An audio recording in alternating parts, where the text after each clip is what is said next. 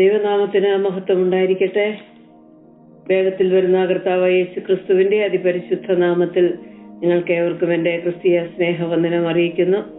ഇന്ന് പ്രത്യേകമായിട്ട് എക്സാമിനേഷന് പോകുന്ന കുഞ്ഞുങ്ങൾക്ക് വേണ്ടിയിട്ടൊക്കെ പ്രാർത്ഥിക്കുവാൻ സ്വർഗത്തിലെ ദൈവം നമുക്ക് ഈ ഭൂമിയിൽ ഇങ്ങനെ ഒരു അവസരം തന്നതോർത്ത് അവരൊക്കെ ഇന്ന് സൂമിൽ കടന്നു വന്ന് വീഡിയോ ഓണാക്കി വന്നിരിക്കുമ്പോൾ അവർ വന്നിരിക്കുന്നത് ദൈവസന്നിധിയിലാണ്.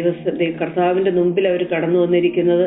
ദൈവം അവരെ മാനിക്കട്ടെ, അവർക്ക് വിജയം നൽകി അവരുടെ ഭാവിയെ ദൈവം അനുഗ്രഹിക്കട്ടെ എന്ന് വാസ്തവമായിട്ട് ആഗ്രഹിക്കുകയും പ്രാർത്ഥിക്കുകയും ചെയ്യുന്നു. ഇന്നത്തെ നമ്മളുടെ ചിന്തയ്ക്കായിട്ട് എബ്രായർക്ക് എഴുതിയ ലേഖനം 11-ാമത്തെ അധ്യായത്തില് അവിടെ നമ്മൾ ഇസഹാക്കിനെ കുറിച്ചാണ് പഠിക്കാൻ പോകുന്നത്. അതെ, ഇസഹാക്ക് മക്കളെ അനുഗ്രഹിക്കുന്ന ഒരു ഇസഹാക്ക്, ദൈവഹിതപ്രകാരം മക്കളെ അനുഗ്രഹിക്കുന്ന ഒരു ഇസഹാക്ക്. ഇസഹാക്ക് ചിന്തിച്ചതല്ല, ദൈവം അതിനെയൊക്കെ ഒന്ന് മാറ്റി. ഇസഹാക്ക് ചിന്തിച്ചതിനകത്ത് ദൈവം ഇസഹാക്കിനെ റിബ്യൂക്ക് ചെയ്യുകയോ ശാസിക്കുകയോ ഒന്നും ചെയ്തില്ല. എന്നാലും ദൈവഹിതപ്രകാരം മക്കളെ അനുഗ്രഹിക്കുവാൻ ദൈവം അവിടെ മുൻകൈ എടുത്ത് ഇസഹാക്കിന്റെ കരങ്ങളെ നീട്ടുവാൻ ബലപ്പെടുത്തുന്നത് നമുക്ക് അവിടെ കാണാനായിട്ട് സാധിക്കുന്നു. അതിനായിട്ട് നമുക്ക് വായിക്കാം എബ്രായർക്ക് എഴുതിയ ലേഖനം അതിന്റെ 11-ാമത്തെ അധ്യായത്തിന്റെ ചില വാക്യങ്ങള്. വളരെ കുറച്ച് ഭാഗമേ ഇസഹാക്കിനെ കുറിച്ച് എബ്രായ ലേഖനത്തിൽ പറയുന്നുള്ളൂ. തന്നെയല്ല, ഉൽപ്പത്തി പുസ്തകത്തിലും വളരെ കുറച്ച് മാത്രമേ നമുക്ക് ഇസഹാക്കിനെ കുറിച്ച് വായിക്കാൻ സാധിക്കുന്നുള്ളൂ. അബ്രഹാമിനെ കുറിച്ചും യാക്കോബിനെ കുറിച്ചും ഏറെ വായിക്കാം. അതുപോലെ ജോസഫിനെ കുറിച്ച്, മോശ ഇസ്രായേൽ മക്കളെ നടത്തിയപ്പോൾ മോശയുടെ ജീവിതത്തെ കുറിച്ച്, അവിടെ അവരെ കുറിച്ചൊക്കെ ധാരാളം നമുക്ക് അവരുടെ ജീവിതങ്ങളെ കുറിച്ച് പഠിക്കാൻ വേണ്ടത്ര നമുക്ക് തിരുവചനത്തിലുണ്ട്. എന്നാൽ ഇസഹാക്കിനെ കുറിച്ച് വളരെ കുറച്ച് മാത്രമേ പറയുന്നുള്ളൂ. വളരെ കുറച്ച് മാത്രം ഇസഹാക്കിനെ കുറിച്ച് രേഖപ്പെടുത്തിയിരിക്കുന്നു. എങ്കിലും വിശ്വാസ വീരന്മാരുടെ പട്ടികയിൽ ഇസഹാക്കിന് കടന്നു വരാനിടയായി തീർന്നു. മറ്റൊരു കാര്യവും, അതെ, ദൈവം തന്റെ പേര് കൂട്ടിച്ചേർത്ത ഒരു വ്യക്തിയായിട്ട് ഇസഹാക്കിനെ കാണാൻ കഴിയുന്നു. അബ്രഹാമിന്റെ ദൈവവും ഇസഹാക്കിന്റെ ദൈവവും യാക്കോബിന്റെ ദൈവവും ഇസഹാക്കിനെ അവിടെ വിട്ടുകളയുന്നില്ല. മറ്റൊരു സ്ഥലത്ത് ഇസഹാക്കിന്റെ ഭയമായവനെന്ന് പറയുന്നു. അങ്ങനെ അത് വലിയ ഇലസ്ട്രേഷനും വലിയ വിശദീകരണവും വലിയ പരസ്യങ്ങളൊന്നും അല്ല ദൈവത്തിന് കാര്യം. അവിടെ നമുക്ക് മനസ്സിലാക്കുന്നു, വളരെ ചെറുതായിട്ട് മാത്രം കാണുന്ന ആ സ്മോൾനെസ്സിനകത്ത് ദൈവത്തിന്റെ ഗ്രേറ്റ്നെസ് നമുക്ക് കാണാൻ കഴിയുന്നു. അപ്പോൾ നമ്മുടെയൊക്കെ ജീവിതത്തിൽ നമ്മൾ ചിന്തിക്കേണ്ട ഒരു കാര്യം അതാണ്. നമ്മളെക്കുറിച്ച് വലിയ വലിയ കാര്യങ്ങളൊന്നും ഇവിടെ പ്രദർശിപ്പിക്കപ്പെടുന്നില്ല എങ്കിലും നമ്മുടെ ആ സ്മോൾനെസ്സിനകത്ത്, നമ്മുടെ ആ ഏറ്റവും ചെറിയ കാര്യങ്ങളിലുള്ള നമ്മുടെ വിശ്വസ്തതയ്ക്കകത്ത് ദൈവം വൻകാര്യങ്ങളെ ചെയ്യുന്നതാണ് നമുക്കിവിടെ ഇസഹാക്കിന്റെ ജീവിതത്തിൽ നിന്ന് കാണാൻ സാധിക്കുന്നത്. അതാണ് നമ്മളെക്കുറിച്ചും ദൈവം ആഗ്രഹിക്കുന്നത്. അതുകൊണ്ട് വലുതൊന്നും നമ്മളെക്കുറിച്ച് വലിയ പ്രസിദ്ധിയോ നമ്മളെക്കുറിച്ച് ആരെങ്കിലും 4 വാക്ക് പറയാനില്ലാത്തോ ഒന്നും ഓർത്ത് നമ്മൾ ഭാരപ്പെടേണ്ടതായിട്ടില്ല. ദൈവസന്നിധിയിൽ വിശ്വസ്തയോടെ നിൽക്കുമ്പോൾ ദൈവത്തിന്റെ ഹിതത്തിനായിട്ട് നമ്മുടെ കരങ്ങളെ നമ്മൾ വഴക്കി കൊടുക്കുമെങ്കിൽ അവിടെ ദൈവം വൻകാര്യങ്ങളെ ചെയ്യുന്നതും. പിന്നീട് ഇസഹാക്കിന്റെ ജീവിതത്തിൽ ഇസഹാക്ക് അങ്ങനെ അനുഗ്രഹിച്ചത് നിമിത്തം, ഒരു യാക്കോബിനെ അനുഗ്രഹിച്ചത് നിമിത്തം 12 ഗോത്രങ്ങൾ ഉളവായി വന്നു. ആ 12 ഗോത്രങ്ങൾ യാക്കോബ് ഇസ്രായേലായിട്ട് മാറി. അവരൊരു രാജ്യമായിട്ട് മാറി, അവരൊരു ജാതിയായിട്ട് മാറി. അവർ അനുഗ്രഹത്തിന് കാരണമായിട്ട് തീർന്നു. അവർ ദൈവത്തിന്റെ അരുളപ്പാടുകൾ പ്രാപിച്ചു, ദൈവ സാന്നിധ്യം കണ്ട ഒരു വലിയ തലമുറയായിട്ട് തീരുവാൻ കാരണമായിട്ട് തീർന്നു. കാരണം ഇവിടെ ഒരു തുടക്കം നമുക്ക് കാണാം. അതെ, ഇസഹാക്ക് അനുഗ്രഹിക്കുന്നു, മക്കളെ അനുഗ്രഹിക്കുന്നു. ആ ഇസഹാക്ക് ദൈവഹിതപ്രകാരം അനുഗ്രഹിക്കുവാനും ദൈവം ഇസഹാക്കിനെ സഹായിക്കുന്നു എന്നുള്ളതാണ് അവിടെ ഇസഹാക്കിന്റെ ജീവിതത്തിൽ ഉണ്ടായിരുന്ന ഒരു വിജയം. 11-ാം അധ്യായം എബ്രായർക്ക് എഴുതിയ ലേഖനം 11-ാമത്തെ അധ്യായത്തിന്റെ 2 ഭാഗത്ത് മാത്രമേ ഇസഹാക്കിനെ കുറിച്ച് പറയുന്നുള്ളൂ. 1:20 വാക്യം, വിശ്വാസത്താൽ എന്നുള്ളതിനെ ചേർത്ത് ഇസഹാക്കിന്റെ ജീവിതത്തോട് ചേർത്ത് വെക്കുന്ന ഒരു വാക്യം അതാണ്, വിശ്വാസത്താൽ ഇസഹാക്ക്. ഹീബ്രൂസ് ചാപ്റ്റർ 11:20, വിശ്വാസത്താൽ ഇസഹാക്ക് യാക്കോബിനെയും ഏശാവിനെയും ഭാവികാലം സംബന്ധിച്ച് അനുഗ്രഹിച്ചു എന്നവിടെ കാണാൻ സാധിക്കുന്നു. അപ്പോൾ ഏശാവിനെ അവിടെ മാറ്റി നിർത്തുന്നില്ല. ഏശാവും ഭാവികാലം സംബന്ധിച്ചുള്ള അപ്പന്റെ അനുഗ്രഹത്തിന് അവിടെ കാരണമായിട്ട് ഏശാവും അവിടെ പിക്ചറിലുണ്ട് നമുക്ക് കാണാൻ കഴിയുന്നു. പിന്നെ നമുക്ക് ഇസഹാക്കിനെ കാണുന്നത് എവിടെയാണെന്നറിയാമോ?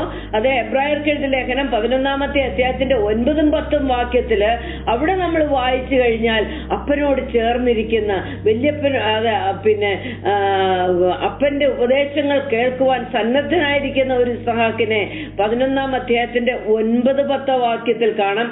വിശ്വാസത്തിൽ അവൻ, അബ്രഹാമിനെ കുറിച്ചാണ് പറയുന്നത്, പക്ഷെ ഇസഹാക്കിനെ അവിടെ കാണാൻ കഴിയുന്നു. വിശ്വാസത്താൽ അബ്രഹാം വാഗ്ദത്ത ദേശത്ത് ഒരു അന്യദേശത്ത് എന്നതുപോലെ ചെന്ന് വാഗ്ദത്തത്തിന് കൂട്ടവകാശികളായ ഇസഹാക്കിനോടും കണ്ടോ, ഇവിടെ ഇസഹാക്ക് he became a partaker of God's promise. ദൈവത്തിന്റെ വാഗ്ദത്തത്തിന് ഒരു പാർട്ടേക്കറായിട്ട്, ഒരു കൂട്ടവകാശിയായിട്ട്, അതിനോട് ആ വാഗ്ദത്തത്തിന്റെ അനുഗ്രഹം പ്രാപിക്കുവാൻ ഇസഹാക്കും ഇവിടെ ഉണ്ട്. ആരുടെ കൂടെ? അപ്പന്റെ കൂടെ ഉണ്ടെന്ന് നമുക്കിവിടെ കാണാൻ സാധിക്കുന്നു. അത് തന്നെയല്ല, ഇസഹാക്ക് എവിടെയാ താമസിക്കുന്നത്? അപ്പനോടുകൂടെ കൂടാരങ്ങളിൽ പാർക്കുന്നു. എപ്പോഴും കൂടാരങ്ങളിൽ പാർക്കുന്നതിനെ കാണിക്കുന്നത് അത് തന്റെ മാതാപിതാക്കൾക്കുള്ള സബ്മിസീവ്നെസ് കാണിക്കുന്നു. തന്നെയല്ല, മറ്റൊന്ന്, ഈ പിതാവിൽ നിന്നും മാതാവിൽ നിന്നും പഠിക്കുന്നത് എന്താണ്? ദൈവത്തിന്റെ പ്രമാണങ്ങളും കൽപ്പനകളും ദൈവിക വഴികളും ദൈവിക ജ്ഞാനവും അത് പിതാവിൽ നിന്ന് പഠിക്കുവാനായിട്ട് ഇസഹാക്കിന് കഴിയുന്നു. ഇപ്പോൾ ഇസഹാക്ക് എവിടെയാണ്? പിതാവിനോടൊപ്പം കൂടാരങ്ങളില്. ഇസഹാക്ക് വാഗ്ദത്തത്തിന് കൂട്ടവകാശി. കൂടാരങ്ങളിൽ പാർത്തുകൊണ്ട് 10-ാം വാക്യം 11-10 ദൈവം ശില്പിയായി നിർമ്മിച്ചതും അടിസ്ഥാനങ്ങൾ ഉള്ളതുമായ നഗരത്തിനായിട്ട് കാത്തിരിക്കുന്നു. ആര്? അബ്രഹാം കാത്തിരിക്കുന്നതിന്റെ പ്രയോജനം ആർക്ക്? ഇസഹാക്കിനും കിട്ടുന്നു. അബ്രഹാമിന്റെ കാത്തിരിപ്പും അബ്രഹാമിന്റെ വിശ്വാസത്തിന്റെ അനുഗ്രഹവും ഇസഹാക്കിലേക്കും പകരപ്പെടുന്നത് നമുക്കവിടെ കാണാൻ കഴിയുന്നു. ഇത് ഇങ്ങനെ 2 ഭാഗങ്ങൾ മാത്രമാണ് എബ്രായർക്ക് എഴുതിയ ലേഖനം 11-ാമത്തെ അധ്യായത്തിൽ നമുക്ക് കാണാൻ സാധിക്കുന്നത്. 9-10 വാക്യത്തിലും 20-ാമത്തെ വാക്യത്തിലും ഇസഹാക്കിനെ കുറിച്ച് പറയുന്നു. വിശ്വാസത്താൽ ഇസഹാക്ക്, കൂടാരത്തിൽ പാർക്കുന്ന ഇസഹാക്ക്, വാഗ്ദത്തത്തിന് കൂട്ടവകാശിയായി തീർന്ന ഒരു ഇസഹാക്ക്, പിതാവ് കാത്തിരുന്ന നഗരത്തിലും അതേ ഒരു ഭാഗം ലഭിക്കുവാൻ യോഗ്യനായ ഒരു ഇസഹാക്ക്. എന്താണ് ഇസഹാക്കിനെ ഇത്ര വലിയവനാക്കി തീർത്തത്? എന്താണ് ഇസഹാക്കിന്റെ ഗ്രേറ്റ്നെസിന്റെ മിസ്റ്ററി? എന്താണ്? എവിടെയാണ് അതിന്റെ രഹസ്യം കിടക്കുന്നത്? ഉൽപ്പത്തി പുസ്തകത്തിലേക്ക് നമ്മൾ കടന്നു വന്നാൽ 2 അധ്യായത്തിൽ മാത്രമാണ് ഇസഹാക്കിനെ കുറിച്ച് പറയുന്നത്. പല അധ്യായത്തിൽ, മുമ്പുള്ള അധ്യായത്തിൽ പറയുന്നുണ്ടെങ്കിൽ വളരെ കുറച്ചേ ഉള്ളൂ. എന്താണ്? അബ്രഹാം ഇസഹാക്കിനെ കൊണ്ട് മോറിയ മലയിൽ പോകുന്നു. ആ പോകുന്ന വഴിക്കുള്ള അവരുടെ കോൺവെർസേഷന്, അപ്പൊ വിറകുണ്ട്, തീയുണ്ട്, യാഗത്തിനുള്ള മൃഗം എവിടെയെന്ന് ചോദിക്കുന്ന ഒരു ഇസഹാക്ക്. അതല്ലാണ്ട് ഇസഹാക്ക് യാതൊരു കോൺവെർസേഷനും അവിടെ ഇല്ല. എന്നാല് കടന്നു വരുമ്പോൾ നമുക്ക് കാണാം 26, 27 ഈ 2 അധ്യായത്തിലാണ് ഇസഹാക്കിന്റെ ഒരു ആക്റ്റീവ് ആക്ഷൻ, നമുക്ക് അവിടെ ഫങ്ഷൻ കാണാൻ പറ്റുന്നത്. അങ്ങനെ പിന്നെ അതുപോലെ തന്നെ ഇസഹാക്കിന്റെ മറ്റൊരു നമുക്ക് എടുത്തു പറയത്തക്ക ഒരു കാര്യം, അബ്രഹാം, ഇസഹാക്ക്, യാക്കോബ്, അബ്രഹാമിനേക്കാളും യാക്കോബിനേക്കാളും ഏറെക്കാലം ആയുസ് നീട്ടി ലഭിച്ച ഒരാളായിരുന്നു ഇസഹാക്ക്. അബ്രഹാമിന് ഭാര്യമാരുണ്ടായിരുന്നു, യാക്കോബിനും ഭാര്യമാരുണ്ടായിരുന്നു. എന്നാൽ ഇസഹാക്ക് ഒറ്റ ഭാര്യയുള്ളവനായിട്ട് ജീവിച്ചു, നമുക്ക് കാണാൻ കഴിയുന്നു. അങ്ങനെ ഇസഹാക്ക് 180 വയസ്സുള്ളവനായിട്ടാണ് മരിക്കുന്നത് നമുക്ക് കാണാൻ കഴിയുന്നത്. എന്നാൽ ചില ഭാഗങ്ങളില് ഇസഹാക്കിനെ സംബന്ധിച്ച് ഇസഹാക്ക് ജഡത്തിൽ ഓപ്പറേറ്റ് ചെയ്യുന്നത് കാണാം. He was operating in flesh. അത് മക്കളെ അനുഗ്രഹിക്കുന്ന കാര്യത്തില് നമുക്ക് കാണാൻ കഴിയുന്നു. അതുപോലെ മറ്റ് 26-ാമത്തെ അധ്യായത്തിൽ ഇസഹാക്ക് കിണർ കുഴിക്കുന്നു. അവിടെയും ആ ഭാഗത്തും നമുക്ക് കാണാം ഇസഹാക്ക് ജഡത്തിൽ ചില തീരുമാനങ്ങൾ എടുക്കുന്നു. എന്നാൽ അവിടെയൊന്നും ദൈവം അവനെ തള്ളിക്കളയുന്നില്ല. പിന്നെയോ ദൈവം അവനെ തിരുത്തി വീണ്ടും ദൈവത്തിന്റെ ചാനലിലേക്ക് കൊണ്ടുവരുന്ന കാണാൻ കഴിയുന്നു. അപ്പോൾ മക്കളെ അനുഗ്രഹിക്കുന്ന ഇസഹാക്കിനെ നമുക്ക് 27-ാം അധ്യായത്തിൽ കാണാം. ഇന്ന് മക്കളെയൊക്കെ നമ്മൾ അനുഗ്രഹിച്ച ഒരു ദിവസമാണ്. മക്കൾ നമ്മുടെ മുമ്പിൽ അനുഗ്രഹിക്കപ്പെടണമെന്ന് ആഗ്രഹിക്കുന്ന മാതാക്കളാണ് നമ്മൾ ഇവിടെ ഇരിക്കുന്ന ഓരോരുത്തരും തന്നെ. അങ്ങനെ അതുപോലെ ആഗ്രഹമുള്ളൊരു ഇസഹാക്കിനെ കുറിച്ചാണ് ഉൽപ്പത്തി പുസ്തകം 27-ാം അധ്യായത്തിൽ നമ്മൾ വായിക്കുന്നത്. 27-ന്റെ 33-ാമത്തെ വാക്യത്തിൽ ഇങ്ങനെ വായിക്കുന്നു. എന്താണ്? അപ്പോൾ ഇസഹാക്ക് അത്യന്തം ഭ്രമിച്ചു തുടങ്ങി. എന്നാൽ വേട്ട തേടി എന്റെ അടുക്കൽ കൊണ്ടുവന്നാൻ ആര്? നീ വരും മുമ്പേ ഞാൻ സകലതും തിന്നവനെ അനുഗ്രഹിച്ചിരിക്കുന്നു, അവൻ അനുഗ്രഹിക്കപ്പെട്ടവനുമാകും. ഇതിന്റെ ബാക്ക്ഗ്രൗണ്ട് നിങ്ങൾക്ക് അറിയാമെന്ന് ഞാൻ വിശ്വസിക്കുക. ഏശാവിനോട് പറഞ്ഞു, നീ പോയി വേട്ടയിറച്ചി കൊണ്ടുപോയി, ഞാൻ നിന്നെ അനുഗ്രഹിക്കട്ടെ.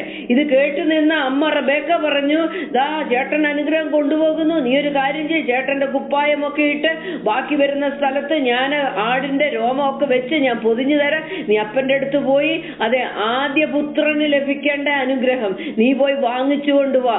കാരണം നമ്മൾ പലപ്പോഴും ചിന്തിക്കും, നമുക്ക് പല പാഠങ്ങൾ അതിൽ നിന്ന് പഠിക്കാം. അപ്പനൊരു വശത്തൂടെ ചിന്തിക്കുന്നു, അമ്മ വേറൊരു വശത്തൂടെ ചിന്തിക്കുന്നു, അങ്ങനെ ഒരു കൺഫ്യൂഷനുള്ള കുടുംബം. അതൊക്കെ ശരി തന്നെ. പക്ഷെങ്കിൽ എന്നെ ചിന്തിപ്പിക്കുന്ന ഒരു കാര്യം ഇതാ, അതെ ഭവനത്തിനകത്തെ കൺഫ്യൂഷൻ ഉണ്ട്. അപ്പൻ ചിന്തിക്കുന്നതിന്റെ കൂടെ അമ്മയ്ക്ക് ചിന്തിക്കാൻ കഴിയുന്നില്ല, അവർക്ക് ഒരുമിച്ച് പ്രാർത്ഥിക്കാൻ കഴിയുന്നില്ല, അവർക്ക് ഒരുമിച്ച് കാര്യങ്ങൾക്ക് തീരുമാനമെടുക്കാൻ കഴിയുന്നില്ല. അങ്ങനെ ഒരു കുടുംബമല്ലേ ഇപ്പോഴിത്? റബേക്ക ചിന്തിക്കുന്നതല്ലല്ലോ ഇസഹാക്ക് ചിന്തിക്കുന്നത്. ഇസഹാക്കിന് ആരെ അനുഗ്രഹിക്കണം? ഏശാവിനെ അനുഗ്രഹിക്കണം. എന്നാൽ റബേക്കയുടെ ആഗ്രഹം എന്താണ്? യാക്കോബ് വേണം അനുഗ്രഹം പ്രാപിപ്പാൻ.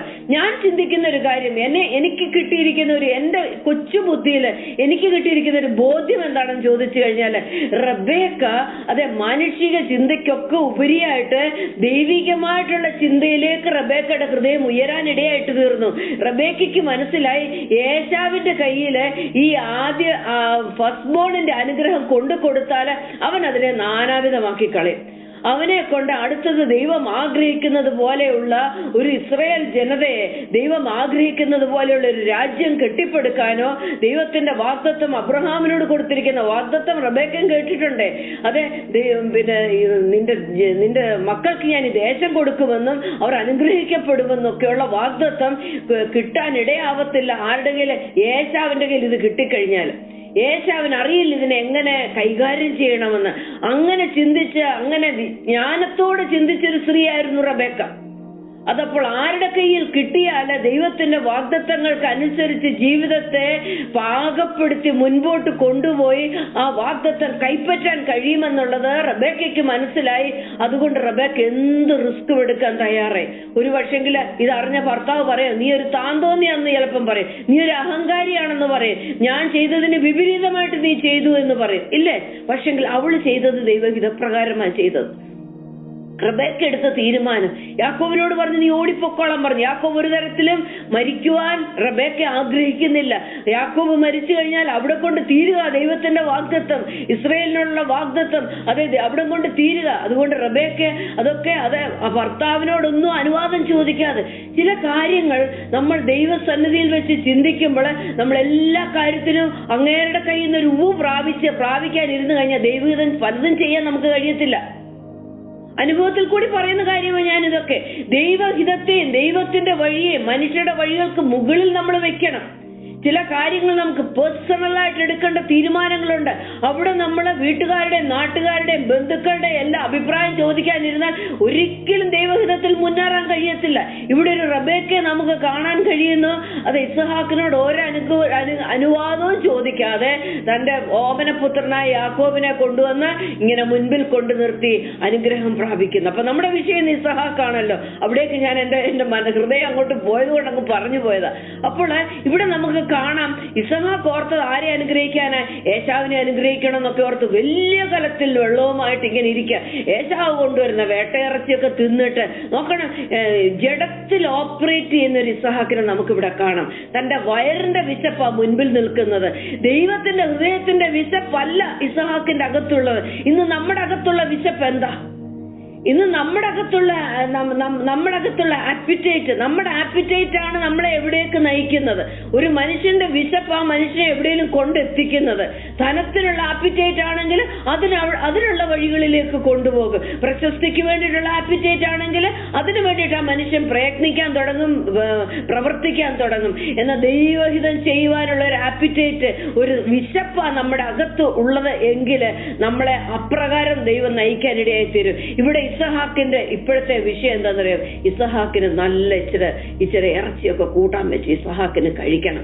പ്രായമൊക്കെ ആയി, വേറൊന്നും കഴിച്ചിട്ട് ഭാര്യ ഉണ്ടാക്കി തരുന്നൊന്നും കഴിച്ചിട്ട് വലിയ രുചിയില്ല, വയസ്സൊക്കെ ആയില്ലേ, നാവിന്റെ രുചിയൊക്കെ പോയി. അതുകൊണ്ട് മോനോട് പറഞ്ഞു, നീ പോയി വന്ന് നിന്റെ കൈ കൊണ്ട് വേട്ടയിറച്ചി ഉണ്ടാക്കി എനിക്ക് കൊണ്ടു തരണം. ഇസഹാക്കിന്റെ വയറിന്റെ വിശപ്പ് ദൈവഹിതത്തോടുള്ള വിശപ്പിനേക്കാളും അവിടെ മുൻപിൽ നിൽക്കുന്നു. ജഡത്തിൽ ഓപ്പറേറ്റ് ചെയ്യുന്ന ഒരു ഇസഹാക്കിനെ നമുക്ക് കാണാൻ സാധിക്കുന്നു. ഈ നെഗറ്റീവ് പോയിന്റ്സ് ഒക്കെ ഞാൻ പറയുമ്പോൾ നമ്മുടെ ജീവിതത്തെ നമ്മൾ അതിന്റെ മുമ്പിൽ വെച്ചിട്ട് ചിന്തിക്കണം. എന്നാൽ അതിൽ നിന്നൊക്കെ ദൈവം ഇസഹാക്കിനെ മടക്കിക്കൊണ്ടുവരുന്നു. അവിടെയാണ് അതിന്റെ ബ്യൂട്ടി. പലപ്പോഴും നമ്മൾ ദൈവത്തിന്റെ വഴിയിൽ നിന്നൊക്കെ നമ്മൾ തെറ്റിയൊക്കെ പോകും. എന്നാൽ ദൈവം എന്തെങ്കിലും ഒരു തട്ടും ഒരു കൊട്ടും രണ്ടു വശത്തുനിന്നും തന്ന് ദൈവം നമ്മളെ അവിടെ കൊണ്ടെത്തിക്കും. ആ ദൈവത്തിന്റെ വലിയ കരുണയെ ഓർത്ത് നമുക്ക് ദൈവത്തെ സ്തുതിക്കാം. ഉൽപ്പത്തി 27:33 വായിക്കുന്നു, അപ്പോൾ ഇസഹാക്ക് അത്യന്തം ഭ്രമിച്ചു. ഇസഹാക്ക് he was terrified, he was troubled എന്നാണ് അവിടെ വായിക്കുന്നത്. ഇസഹാക്ക് എന്താ അത്ര പേടിക്കാനുള്ള കാരണം എന്താ? അയ്യോ, ഞാൻ ചിന്തിച്ച ഏശാവ് അല്ലല്ലോ എന്റെ കയ്യിൽ നിന്ന് അനുഗ്രഹം വാങ്ങിച്ചുകൊണ്ട് പോയത്. അപ്പോൾ ഏശാവ് ഇസഹാക്കിനെ തല്ലിക്കൊല്ലുമെന്നൊന്നും ആയിരുന്നില്ല ഇസഹാക്കിന്റെ ഭയം എന്തായിരുന്നറിയാമോ? അയ്യോ, ഞാനൊരു അല്പസമയത്തേക്ക് ദൈവത്തിന്റെ വഴിവിട്ട് ചിന്തിച്ചിട്ട് എന്റെ വയറിന്റെ വിശപ്പിനെ ഞാൻ മുൻപിൽ കണ്ട് അതിനനുസരിച്ച് മുൻപോട്ട് ഇനി എന്റെ ശിഷ്ടമുള്ള എണ്ണപ്പെട്ട ദിവസങ്ങൾ കൊണ്ടുപോകാൻ ഞാൻ ചിന്തിച്ചു പോയ എന്റെ മടയത്തരം ഓർത്തിട്ട് അത്യന്തം ഇസഹാക്ക് ഭ്രമിച്ചു തുടങ്ങി എന്നാണ് നമുക്കവിടെ വായിക്കാനായിട്ട് സാധിക്കുന്നത്.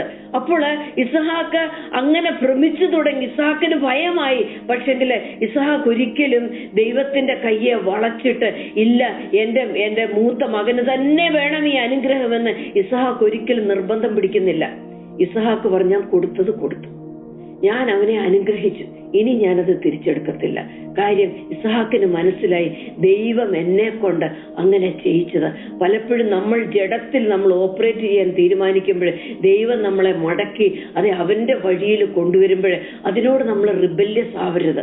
അത് ദൈവം അനുവദിക്കുന്നതാ. ഒരുപക്ഷെ അതത്ര പ്ലസന്റ് ആയിരിക്കത്തില്ല, ഒരുപക്ഷെ നമ്മൾ ചിന്തിച്ചതുപോലെ നമ്മുടെ ഡ്രീംസ് ഒന്നും ആയിരിക്കത്തില്ല. പക്ഷെങ്കിൽ അത് ദൈവത്തിന്റെ ഡ്രീമാ.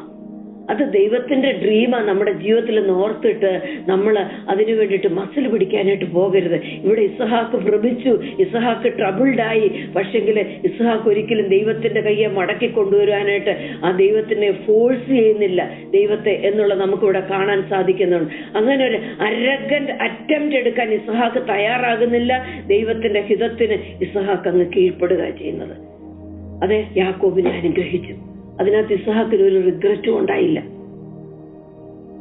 അങ്ങനെയാണെങ്കിൽ ഇവിടെ എന്തായിരിക്കും ഇസഹാക്ക് ചെയ്തത്? അത് ദൈവത്തിന്റെ ഹിതത്തിന് വിപരീതമായിട്ട് തന്നിൽ അല്പസമയത്തേക്ക് ചിലതൊക്കെ പൊങ്ങി വന്നു. പക്ഷെങ്കിൽ ഇസഹാക്ക് അതിനെയൊക്കെ അങ്ങ് താഴ്ത്തി വെക്കുക. ഇസഹാക്ക് അതിനെയൊക്കെ ദൈവഹിതത്തിന്റെ അടിയിലേക്ക് അങ്ങ് വെക്കുക. പൗലോസ് അപ്പോസ്തലൻ 2 കൊരിന്ത്യർ 10-ാം അധ്യായത്തിന്റെ 5-6 വാക്യങ്ങളിൽ എഴുതുന്നു, നിങ്ങളുടെ പോരിന്റെ ആയുധങ്ങൾ ജഡീകങ്ങളല്ല. എന്താ നമ്മുടെ അകത്തെ പോർ? നമുക്ക് തന്നിരിക്കുന്ന പോരിന്റെ വെപ്പൺസ് എന്താ? വെപ്പൺസ് ഓഫ് വാർഫെയർ എന്താ ദൈവം തന്നിരിക്കുന്നത്? വിശ്വാസം ഒരു വെപ്പണ, ദൈവത്തിന്റെ വചനം ഒരു വെപ്പണ, ഹോളിനെസ് ഒരു വെപ്പണ, ദൈവത്തിന്റെ നീതി നമ്മളുടെ മേലുള്ളത് ഒരു വെപ്പണ, ഞാൻ രക്ഷിക്കപ്പെട്ട ദൈവപൈതലാണെന്നുള്ള അഷ്വറൻസ് എന്റെ അകത്തൊരു വെപ്പണ. അതൊന്നും ജഡീകങ്ങളല്ലെന്ന്, അതൊന്നും ഫ്ലഷിൽ നിന്ന് വരുന്നൊരു കാര്യമല്ല.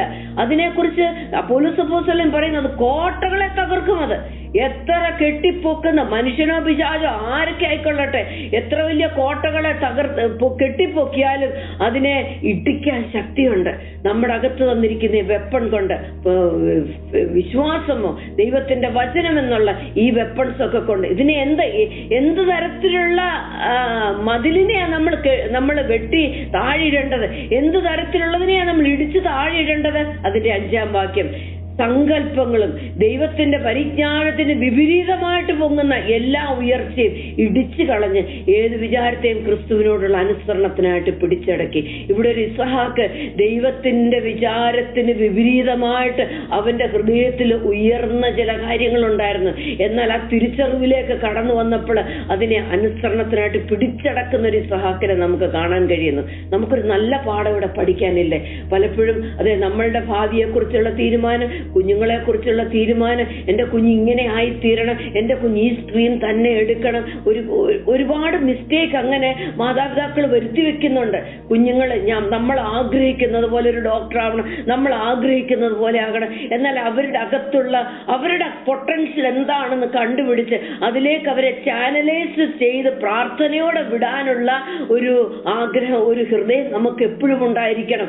നമ്മുടെ ചിന്തകളൊക്കെ അവിടോട്ട് താത്തു വെച്ചിട്ട് അതാണ് ദൈവത്തിന്റെ പരിജ്ഞാനത്തിന് വിപരീതമായിട്ട്. ദൈവത്തിന് അവരെ കുറിച്ചൊരു പരിജ്ഞാനമുണ്ട്, ദൈവത്തിന് അവരെ കുറിച്ചൊരു ഡ്രീമുണ്ട്. അതിന് വിപരീതമായിട്ട് നമ്മൾ എഴുന്നേൽക്കരുത്. പിന്നെയോ അങ്ങനെ വരുന്ന ചിന്തകളെ നമ്മൾ അടിച്ചു താഴ്ത്തിക്കൊണ്ട് ക്രിസ്തുവിന് അനുസരണത്തിനായിട്ട് നമ്മൾ പിടിച്ചടക്കണം. ഇവിടെ ഇസ്ഹാക്ക് അത് ചെയ്യുന്നു. അല്പസമയത്തേക്കൊക്കെ പൊങ്ങി വന്നു എങ്കിലും ഇസ്ഹാക്ക് ദൈവഹിതത്തിന് വേണ്ടിയിട്ട് ഏൽപ്പിച്ചു കൊടുത്തു. ഇസ്ഹാക്ക് ഭയന്നുപോയി, ഇസ്ഹാക്കിന് ഭയമായി പോയി. He was terrified and he was scared, he was fearful എന്നൊക്കെ നമുക്ക് അവിടെ ആ വാക്യത്തിൽ നമുക്ക് കാണാനായിട്ട് കഴിയുന്നു. അപ്രകാരം ഒരു അപ്പനെ, ഒരു പിതാവിനെ നമുക്കിവിടെ കാണാം. അതായിരുന്നു ഇസ്ഹാക്ക്.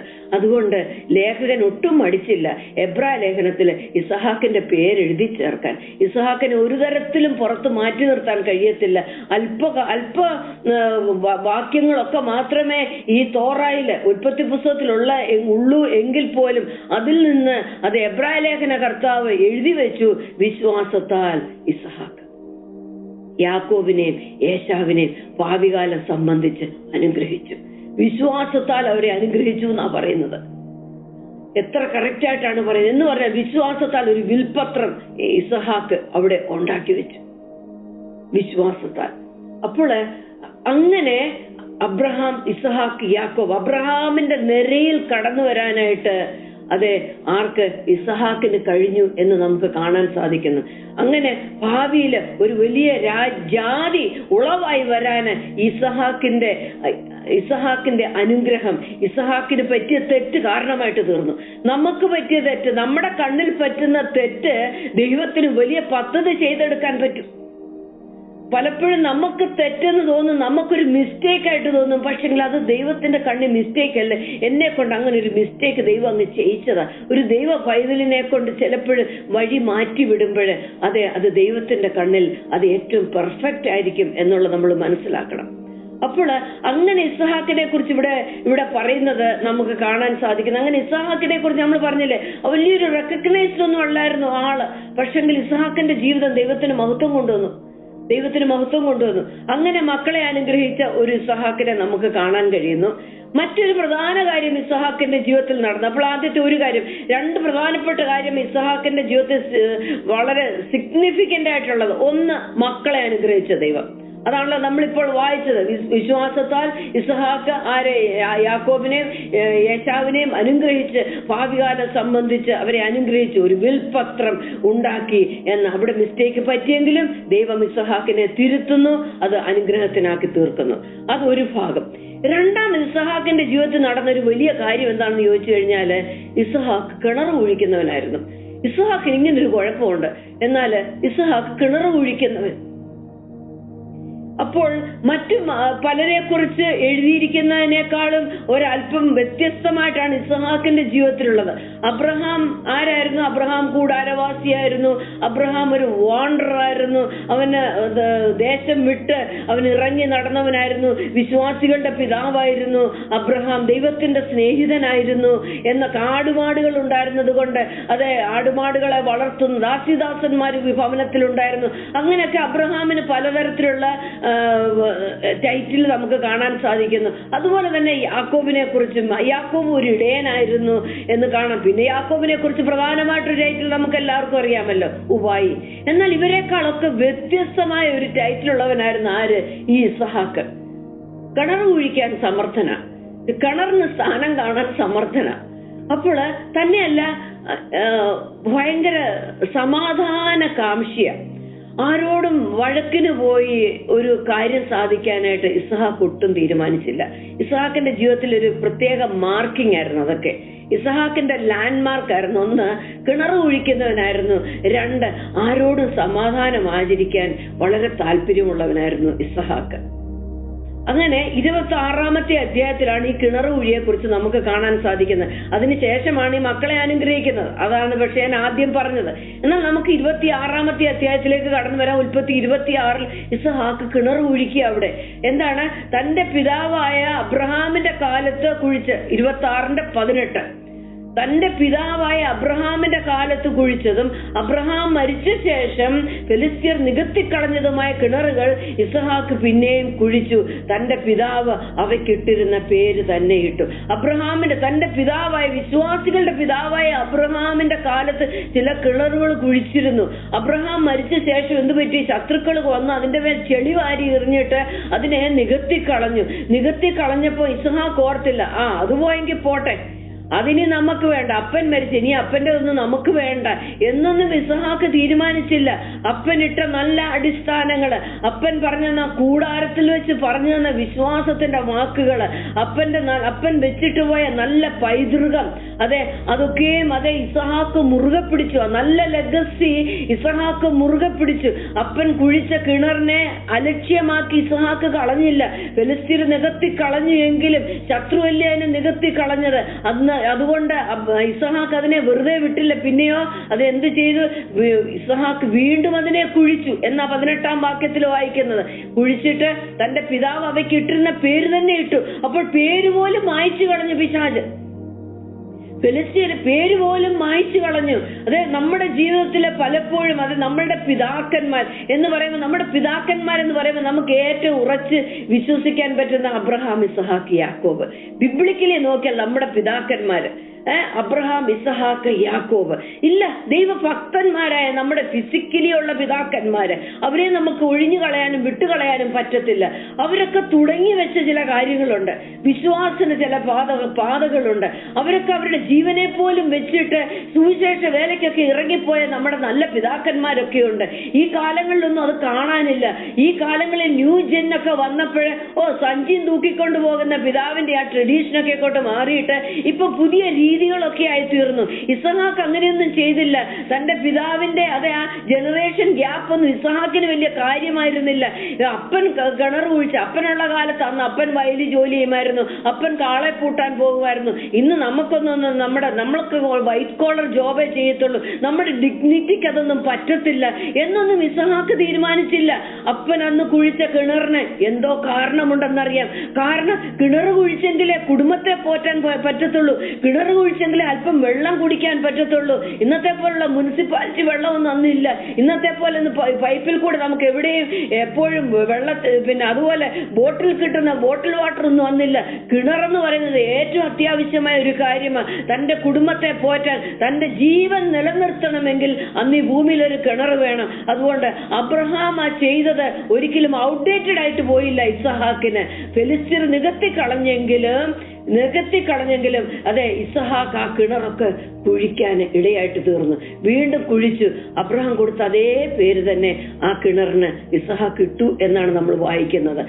പേരും പഴയതായിപ്പോയി, ഇപ്പോഴത്തെ പുതിയ പേരുകളൊക്കെ ഉണ്ടല്ലോ എന്നും ഇസ്ഹാക്ക് തീരുമാനിച്ചില്ല. ഇതിൽ നമുക്ക് മനസ്സിലാകുന്ന ഒരു കാര്യം, നമ്മുടെ പിതാക്കന്മാരിട്ട നല്ല പൈതൃകം അത് നമ്മൾ ഒരിക്കലും വിട്ടുകളയരുത്. ഏറ്റവും നമുക്ക് മുറുകെ പിടിക്കാൻ പറ്റുന്ന പൈതൃകം നമുക്ക് തിരുവചനം തരുന്നുണ്ട്. നമ്മുടെ പിതാക്കന്മാരായ അബ്രഹാമും, ഇസ്ഹാക്കും, യാക്കോബും, അവർക്ക് ദൈവം കൊടുത്ത വാഗ്ദത്തങ്ങൾ, ദൈവം കൊടുത്ത വചനങ്ങൾ, ദൈവം കൊടുത്ത പ്രമാണങ്ങൾ, അവര് ദൈവത്തോടുകൂടെ നടന്ന വഴികള്, അവർ എങ്ങനെ ദൈവത്തിന്റെ സ്നേഹിതന്മാരായിട്ട് തീർന്നു, അവരെങ്ങനെ മിസ്രൈമിലെ നിക്ഷേപങ്ങളെക്കാൾ ക്രിസ്തുവിനോടുകൂടെ നിന്ന് സഹിക്കുന്നത് ശ്രേഷ്ഠമെന്ന് അവരെങ്ങനെ കണ്ടു, അവരെങ്ങനെ കൂടാരങ്ങളിൽ പാർത്തു, ദൈവം സൃഷ്ടിയായിട്ട് നിർമ്മിച്ചതും അടിസ്ഥാനമുള്ളതുമായിട്ടുള്ള നഗരത്തിനായിട്ട് അവരെങ്ങനെ കാത്തിരുന്നു. പിതാക്കന്മാരിൽ നമുക്കിതൊക്കെ പഠിക്കേണ്ടതായിട്ടുണ്ട്. അപ്പോൾ 26-ാമത്തെ അധ്യായത്തില് ഇവിടെ കിണർ കുഴിക്കുന്ന ഒരു ഇസ്ഹാക്കിനെ കാണാൻ കഴിയുന്നു. നമ്മളിപ്പോൾ കണ്ടു 18-ാം വാക്യം. നമ്മൾ കണ്ടത് അബ്രഹാം കുഴിച്ച കിണറിനെ ഇസ്ഹാക്ക് വീണ്ടും കുഴിച്ചു. അതിൽ നിന്ന് ചില കാര്യങ്ങൾ നമുക്ക് പഠിക്കാൻ ഇടയായിട്ട് തീർന്നു. അപ്പോൾ പിന്നെ 19-ാമത്തെ വാക്യത്തിലേക്ക് കടന്നാൽ, ഇസ്ഹാക്കിന്റെ ദാസന്മാർ ആ താഴ്വരയിൽ കുഴിച്ച് അവർ നീരുറവുള്ള ഒരു കിണർ കണ്ടു. 20-ാമത്തെ വാക്യത്തില്, അപ്പോൾ ഗേറാർ ദേശത്തിലെ ഇടയന്മാർ, അപ്പോഴാണ് അവിടുത്തെ ദേശത്തിലെ ശക്തികൾ അവിടെ എഴുന്നേറ്റ് വരാൻ തുടങ്ങിയത്. അതെ, അപ്പൻ ചെയ്തതിന്റെ പിന്നാലെ ആ കിണറിനെ വീണ്ടും കുഴിച്ച് അതിന്റെ വെള്ളം കണ്ട് അനുഗ്രഹിക്കപ്പെടാനായിട്ട് കാലുകൾ എടുത്തു വെച്ച് ഇസഹാക്കിനെതിരെ ഇതാ കടന്നു വരുന്നു അടുത്ത ദേശത്തിന്റെ ശക്തികൾ, പിശാചിന്റെ ശക്തികൾ അവിടെ കടന്നു വരുന്നു. എന്നിട്ട് അവര് പറയാ, ഈ വെള്ളം ഞങ്ങൾക്കുള്ളത് എന്ന് പറഞ്ഞു ഇസഹാക്കിന്റെ ഇടയന്മാരോട് ചണ്ടയിട്ടു. ചണ്ടയിടുന്ന പോരാളികൾ നമ്മുടെ ദേശത്ത്, അതെ, നമ്മുടെ ജീവിത വഴികളിലേക്ക് കടന്നു വരും. നമ്മൾ പലപ്പോഴും അതെ നല്ലത് ചെയ്യാനായിട്ട് നമ്മൾ ചെല്ലും, പക്ഷെ നമ്മളോട് ചണ്ടയിടാനായിട്ട് അതിനുവേണ്ടി അങ്ങ് ഒരുങ്ങിക്കെട്ടി നടക്കുക ചിലര്. നമ്മളൊരു നല്ലത് ചെയ്യും, പക്ഷെങ്കിൽ അതിന് ചണ്ടയിടുന്നവര്. ഇവിടെ ഇസഹാക്കിന്റെ ജീവിതത്തിൽ നമുക്ക് കാണാൻ സാധിക്കുന്നു. ഗേരാർ ദേശത്തിലെ ഇടയന്മാർ അവിടുന്ന് എഴുന്നേറ്റ് വന്ന് അതെ ഇസഹാക്കിന്റെ ഇടയന്മാരോട് ചണ്ടയിട്ടു എന്ന് കാണാൻ സാധിക്കുന്നു. അവർ തന്നോട് ചണ്ടയിട്ടത് കൊണ്ട് അവൻ ആ കിണറിന് ഏശക് എന്ന് പേരിട്ടു. ചണ്ടയിട്ടത് കൊണ്ട് ആ കിണറിന് ഏശക് എന്ന് പേരിട്ടു. എന്നിട്ട് അവിടെ നിന്നില്ല, ആ ചണ്ടക്കാരുടെ കൂടെ അവിടെ നിന്ന് അടുത്ത ചണ്ടയ്ക്ക് ഒരുങ്ങിയില്ല. അവരൊരു വാക്ക് ഇങ്ങോട്ട് പറയുന്ന അങ്ങോട്ട് പറയാനായിട്ട് ഇസഹാക്ക് ഒരുങ്ങി നിന്നില്ല അവിടെ. പിന്നെ ഇസഹാക്ക് എന്ത് ചെയ്തു? ഇസഹാക്ക് അടുത്തൊരു കിണർ കുഴിക്കാൻ പോയി. അതവിടെ വിട്ടിട്ട് ഇസഹാക്ക് മുൻപോട്ട് നടന്നു. 21-ാം വാക്യത്തില് അവൻ മറ്റൊരു കിണർ കുഴിച്ചു. അതിനെക്കുറിച്ച് അവർ ചണ്ടയിട്ടത് കൊണ്ട് അതിന് സിത്ന എന്ന് പേർ. അതിനെക്കുറിച്ച് അവർ ചണ്ടയിട്ടത് കൊണ്ട് അതിന് സിത്ന എന്ന് പേര് വിളിച്ചു. അവൻ അവിടെ നിന്ന് മാറിപ്പോയി മറ്റൊരു കിണർ കുഴിച്ചു. അതിനെക്കുറിച്ച് അവർ ചണ്ടയിട്ടില്ല. 3 കിണർ ഇവിടെ കുഴിക്കുന്നു. ഇതിന്റെ മറ്റ് വിശദീകരണത്തിലേക്ക് പോകുന്നില്ല. ഈ ഒരു ഭാഗത്ത് മാത്രം നമുക്ക് നിൽക്കാം. പിതാവ് കുഴിച്ച കിണറുകളെ അതിനെ വീണ്ടും കുഴിച്ചെടുക്കാൻ ശ്രമിക്കുന്ന ഇസഹാക്ക് 3 കിണർ കുഴിക്കുന്നു. ആദ്യത്തെ കിണർ കുഴിച്ചു ഏശക്, അവർ ചണ്ടയിട്ടു. അവിടെ നിന്ന് മാറി മറ്റൊരു കിണർ കുഴിച്ചു, സിത്ന എന്ന് പേരിട്ടു. അവിടെയും അവർ ചണ്ടയിട്ടു. അതിനുശേഷം 22-ാം വാക്യത്തില് അവൻ അവിടെ നിന്ന് മാറിപ്പോയി. എന്നൊരു വാക്ക് അവിടെ കാണാനായിട്ട് കഴിയുന്നു. മാറിപ്പോയി മറ്റൊരു കിണർ കുഴിച്ചു. അതിനെ കുറിച്ച് അവർ ചണ്ടയിട്ടില്ല. എന്ന് പറഞ്ഞാൽ ഞാൻ വിശ്വസിക്കുന്നു അവർക്കും ഈ ഇസഹാക്കിനും തമ്മിലൊരു അകലം പാലിച്ചു. മറ്റേ 2 കിണർ ഒരു പക്ഷെങ്കിൽ അടുത്തടുത്തായിരുന്നായിരിക്കും. കാര്യം മാറിപ്പോയി കുഴിച്ചു എന്ന് അവിടെ പറയുന്നില്ല. ആദ്യത്തേതൊന്ന് കുഴിച്ചു, ഏശക് എന്ന് പേരിട്ട് ചണ്ടയിട്ടത് കൊണ്ട് അവർ മറ്റൊരു കിണർ കുഴിച്ചു എന്നാ പറഞ്ഞ. അപ്പൊ അതിന്റെ തൊട്ടടുത്ത് അവരുടെ കണ്ണുമട്ടത്ത് തന്നെയായിരിക്കും അടുത്തതും കുഴിച്ചിരിക്കുന്നത്. എന്നാൽ ഒരു അകലം വിട്ടുപോയിട്ട് മറ്റൊരു കിണർ കുഴിച്ചു. നമ്മളെപ്പോഴും അതെ ശത്രുവിന്റെ പാളയത്തിൽ നിന്ന് ഒരു അകലം വിട്ട് നമ്മൾ ജീവിക്കേണ്ടവര്, അവരോട് നമ്മൾ വേർവിട്ട് ജീവിക്കേണ്ടവര്. അവരുടെ കൂട്ടത്തിൽ കൂടി, ആ ചണ്ടയുടെ കൂട്ടത്തിൽ കൂടി നമ്മളും കൂടെ ചണ്ടയുണ്ടാക്കി അടുത്ത കിണർ കുഴിച്ച് അവിടെ കുളമാക്കാനായിട്ട് അല്ല ദൈവം നമ്മളെ വിളിച്ചിരിക്കുന്നത്. അവിടെ നിന്ന് മാറിപ്പോയി 22-ാം വാക്യത്തിൽ നമുക്ക് ആ ഒരു വാക്ക് കാണാൻ സാധിക്കുന്നു. അവിടെ നിന്ന് മാറിപ്പോയി മറ്റൊരു കിണർ, ദൂരെ പോയിട്ട് മറ്റൊരു കിണർ കുഴിച്ചു എന്ന് കാണാൻ സാധിക്കുന്നു. അതെ, വിട്ടുപോരുവീൻ എന്നാണ് ദൈവത്തിന്റെ വചനം പറയുന്നല്ലേ. വിട്ടുപോരുക എന്ന് പറഞ്ഞാൽ ഈ ലോകത്തിന്റെ വ്യവസ്ഥകളിൽ നിന്ന്, ലോകത്തിന്റെ സമ്പ്രദായങ്ങളിൽ നിന്ന്, ലോകത്തിന്റെ പാപത്തിൽ നിന്ന് ദൈവമക്കൾ വിട്ടു നിൽക്കണം, അകലം വിട്ടു നിൽക്കണം. ചേർന്ന് നിന്ന് കഴിഞ്ഞാലുണ്ടല്ലോ കുറച്ച് കഴിയുന്ന ഉടനെ നമ്മളും അതിന്റെ കൂട്ടത്തിൽ അങ്ങോട്ടങ്ങ് ആയിപ്പോകും. അതുകൊണ്ട് മാറി നിൽക്കണം എന്നുള്ളതാണ് ദൈവത്തിന്റെ പ്രമാണം തന്നെ നമ്മുടെ ജീവിതത്തിൽ. ഇവിടെ ഇസഹാക്ക് അവരിൽ നിന്ന് മാറിപ്പോയിട്ട് ഒരു കിണർ കുഴിച്ചു. അവിടെ അവർ ചണ്ടയിട്ടില്ല, അവിടെ അവർ വന്നേയില്ല. അതിനെക്കുറിച്ച് അവർ ചണ്ടയിട്ടില്ല, അവർ നോക്കി നിന്നതേ ഉള്ളൂ. അവർക്ക് ചണ്ടയിടാൻ പറ്റിയില്ല. യഹോവ ഇപ്പോൾ നമുക്കിടമുണ്ടാക്കി നാം ദേശത്ത് വർദ്ധിക്കുമെന്ന് പറഞ്ഞിട്ട് ഇസഹാക്കും ഇടയന്മാരും അതിന് പേരിട്ടു റഹബോത്ത് എന്നുള്ള വാക്കിന്റെ അർത്ഥം സ്പേഷ്യസ്നെസ്. യഹോവ നമ്മളെ വർദ്ധിപ്പിക്കും. കിഴക്കോട്ടും പടിഞ്ഞാറോട്ടും വടക്കോട്ടും തെക്കോട്ടും കുറ്റികളെ മാറ്റി നട്ട് ദൈവം നമ്മളെ വർദ്ധിപ്പിക്കുന്ന ദൈവമാണ്. ദൈവം നമ്മളെ വർദ്ധിപ്പിക്കും, നമ്മുടെ വിശ്വാസത്തിന്റെ അളവിനെ വർദ്ധിപ്പിക്കുന്നു. നമ്മളിലുള്ള ദൈവികത്വത്തെ, ദൈവത്തിന്റെ സ്വഭാവത്തെ, സ്നേഹത്തെ ഒക്കെ വർദ്ധിപ്പിക്കും. എപ്പോഴാണെന്നറിയാമോ? നമ്മളൊന്ന് അകലം വിടുമ്പോൾ. അല്ലെങ്കിൽ നമ്മൾ ചണ്ടയിട്ടോണ്ടേയിരിക്കും. ഈ ചണ്ടയിടുന്നിടത്ത് ദൈവത്തിന്റെ സ്നേഹം വളരത്തില്ല, ദൈവത്തിലുള്ള വിശ്വാസം നമുക്ക് വളരത്തില്ല, ദൈവത്തിലുള്ള പ്രത്യാശ വളരത്തില്ല. ഇതൊന്നും നമ്മളിൽ വളരത്തില്ല. വളരുന്ന എന്തോ? ചണ്ട വളരും. പക്ഷെങ്കില് ദൈവികമായിട്ടുള്ള ഒരൊറ്റ സ്വഭാവം നമ്മളിൽ വളരത്തില്ല. എന്നാൽ ഈ ചണ്ടയിടുന്ന സാഹചര്യത്തിൽ നിന്ന്, ചണ്ടയിടുന്ന പിശാചിന്റെ വാക്കുകളിൽ നിന്ന്, ചണ്ടയിടുന്ന പിശാചിന്റെ സാന്നിധ്യത്തിൽ നിന്ന് ഒന്ന് അകലം വിട്ട് നമ്മൾ ചിന്തിക്കാനും, ഒന്ന് അകലം വിട്ടൊന്ന് നമ്മൾ ജീവിക്കാനും തുടങ്ങിക്കഴിഞ്ഞാൽ, ഒന്ന് അകലം വിട്ട് നമ്മളെ പെരുമാറാനും തുടങ്ങിക്കഴിഞ്ഞാൽ നമുക്കൊരു വിശാലത ദൈവം തരും. ഒരു റഹബോത്ത് നമ്മുടെ ജീവിതത്തിൽ തരും. ഇന്നൊരു റഹബോത്തിന്റെ അനുഭവത്തിൽ ജീവിക്കാനായിട്ട് ദൈവം നമ്മളെ വിളിക്കുക. അപ്പോൾ ഇവിടെ ഒന്നും ഇസഹാക്കിനൊരു തൃപ്തി ഉണ്ടായില്ല. അവിടെ ഒന്നും തൃപ്തിപ്പെടാത്ത ഒരു ഇസഹാക്കിനെ നമുക്കിവിടെ കാണാൻ കഴിയുന്നു. അവിടെയൊക്കെ തൃപ്തി ഉണ്ടായിരുന്നെങ്കിൽ ഇസഹാക്ക് അവിടെയൊക്കെ തന്നെ ചുറ്റിപ്പറ്റി നിന്നേനെ. ഇന്ന് പലപ്പോഴും ആത്മീയ ജീവിതത്തിലായിരിക്കുന്ന ദൈവമക്കൾ തന്നെ ഈ ഏശക്കിന്റെ അടുത്തും സിത്തനയുടെ അടുത്തൊക്കെ ചുറ്റിപ്പറ്റിയൊക്കെ നടക്കുക. ഇത് പിശാചാണ്, അതുകൊണ്ട് അതിനെ പിന്നെ ഫൽസിച്ചും ശാസിച്ചും ഇങ്ങനെ ഉണ്ടല്ലോ, അങ്ങനെ ജീവിതം സഫർ ചെയ്ത് സ്ട്രഗിൾ ചെയ്ത് പോവുക. എന്നാൽ നമ്മളൊന്ന് അകലം വിടും, അവിടെ നിന്നൊന്ന് മാറിപ്പോയി എന്ന് പറയാം. ഫിസിക്കലി ഉള്ളൊരു മാറ്റലിനെ കുറിച്ച് മാത്രമല്ല, നമ്മുടെ ആത്മീയ ജീവിതത്തിലേക്ക് വരുമ്പോൾ അതിൽ നിന്നും മാറി നമ്മളൊന്ന് ചിന്തിക്കുക, അതിൽ നിന്നൊന്ന് അകലം വിട്ട് നമ്മൾ ചിന്തിക്കുക. അതെ, അതിൽ നിന്ന് ഒരു കുറച്ചും കൂടെ ഉയരത്തിൽ നമ്മൾ ദൈവികമായിട്ടുള്ള ചിന്തയിലും വിശ്വാസത്തിലും പ്രത്യാശയിലും സ്നേഹത്തിലേക്ക് നമ്മൾ കടന്നു വരുന്നതിനാണ് ആ മാറിപ്പോക്ക് എന്ന് പറഞ്ഞാൽ. അവിടെ ദൈവത്തിന് നമുക്കൊരു റഹബോത്ത് തരാനായിട്ട് കഴിയും. അപ്പോൾ പിതാവ് തുടങ്ങിയ കിണറുപണി തുടരുന്ന ഒരു പുത്രനെ നമുക്കിവിടെ കാണാൻ സാധിക്കുന്നു. ഇടയ്ക്ക് ധാരാളം അനർത്ഥങ്ങളൊക്കെ വന്നു, പിശാചിനെയൊക്കെ നിർത്തിക്കളയാനായിട്ട് തീരുമാനിച്ചു. പക്ഷെങ്കില് ഇസഹാക്ക് മുൻപോട്ട് പോവുക തന്നെ ചെയ്തു. അപ്പന്മാര് ചെയ്തു വെച്ചിട്ടുണ്ട്, എന്റെ അപ്പനും അമ്മയും രക്ഷിക്കപ്പെട്ടു എന്ന് പറഞ്ഞിട്ട് കയ്യും കെട്ടി നമുക്കൊരിക്കലും ഇരിക്കാൻ പറ്റത്തില്ല. നമ്മൾ കിണർ കുഴിച്ചേ മതിയാവത്തുള്ളൂ. അവിടെ ചണ്ടയുണ്ടാകാൻ സാധ്യതയുണ്ട്, തടസ്സങ്ങൾ ഉണ്ടാകാൻ സാധ്യതയുണ്ട്. പക്ഷെങ്കിൽ നമ്മൾ മാറിപ്പോയി വീണ്ടും നമ്മൾ കിണർ കുഴിക്കണം. കാര്യം എനിക്ക് ഈ പാരമ്പര്യം എവിടെ നിന്ന് കിട്ടിയാന്നറിയാമോ? എന്റെ അപ്പന്റെ കയ്യിൽ നിന്ന് കിട്ടിയതാ ഈ കിണർ കുഴിക്കുക എന്നുള്ളത്. എന്താ കിണർ കുഴിക്കുക എന്ന് പറഞ്ഞാല്, ജീവന്റെ ഉറവയാകുന്ന ആ കിണർ നമ്മളുടെ അകത്ത് ക്രിസ്തുവിന്റെ സ്വഭാവത്തോട് താതാത്മ്യമുള്ള അത് നിറഞ്ഞു നിൽക്കുന്ന ഒരു കിണർ, ഒരു പുതിയ കിണർ, അവന്റെ ആത്മാവിന്റെ വെള്ളം നിറഞ്ഞു നിൽക്കുന്ന ഒരു കിണർ. അങ്ങനെ ഒരു കിണർ കുഴിച്ചെങ്കിലേ നമ്മളുടെ അടുത്ത തലമുറയ്ക്ക് കിണർ കുഴിക്കാൻ പറ്റത്തുള്ളൂ. ഞാൻ ഇവിടെ കൊണ്ട് എന്റെ കിണർ കുഴിപ്പ് നിർത്തിയിരുന്നെങ്കിൽ ഒരിക്കലും എന്റെ കുഞ്ഞുങ്ങള് അടുത്തൊരു കിണർ കുഴിക്കത്തില്ല. ഈ തടസ്സങ്ങളൊക്കെ കണ്ട് വയ്യ, എനിക്കിനി മുൻപോട്ട് വയ്യ. അപ്പൻ പ്രാർത്ഥിച്ചായിരിക്കും, അതൊക്കെ ശരി.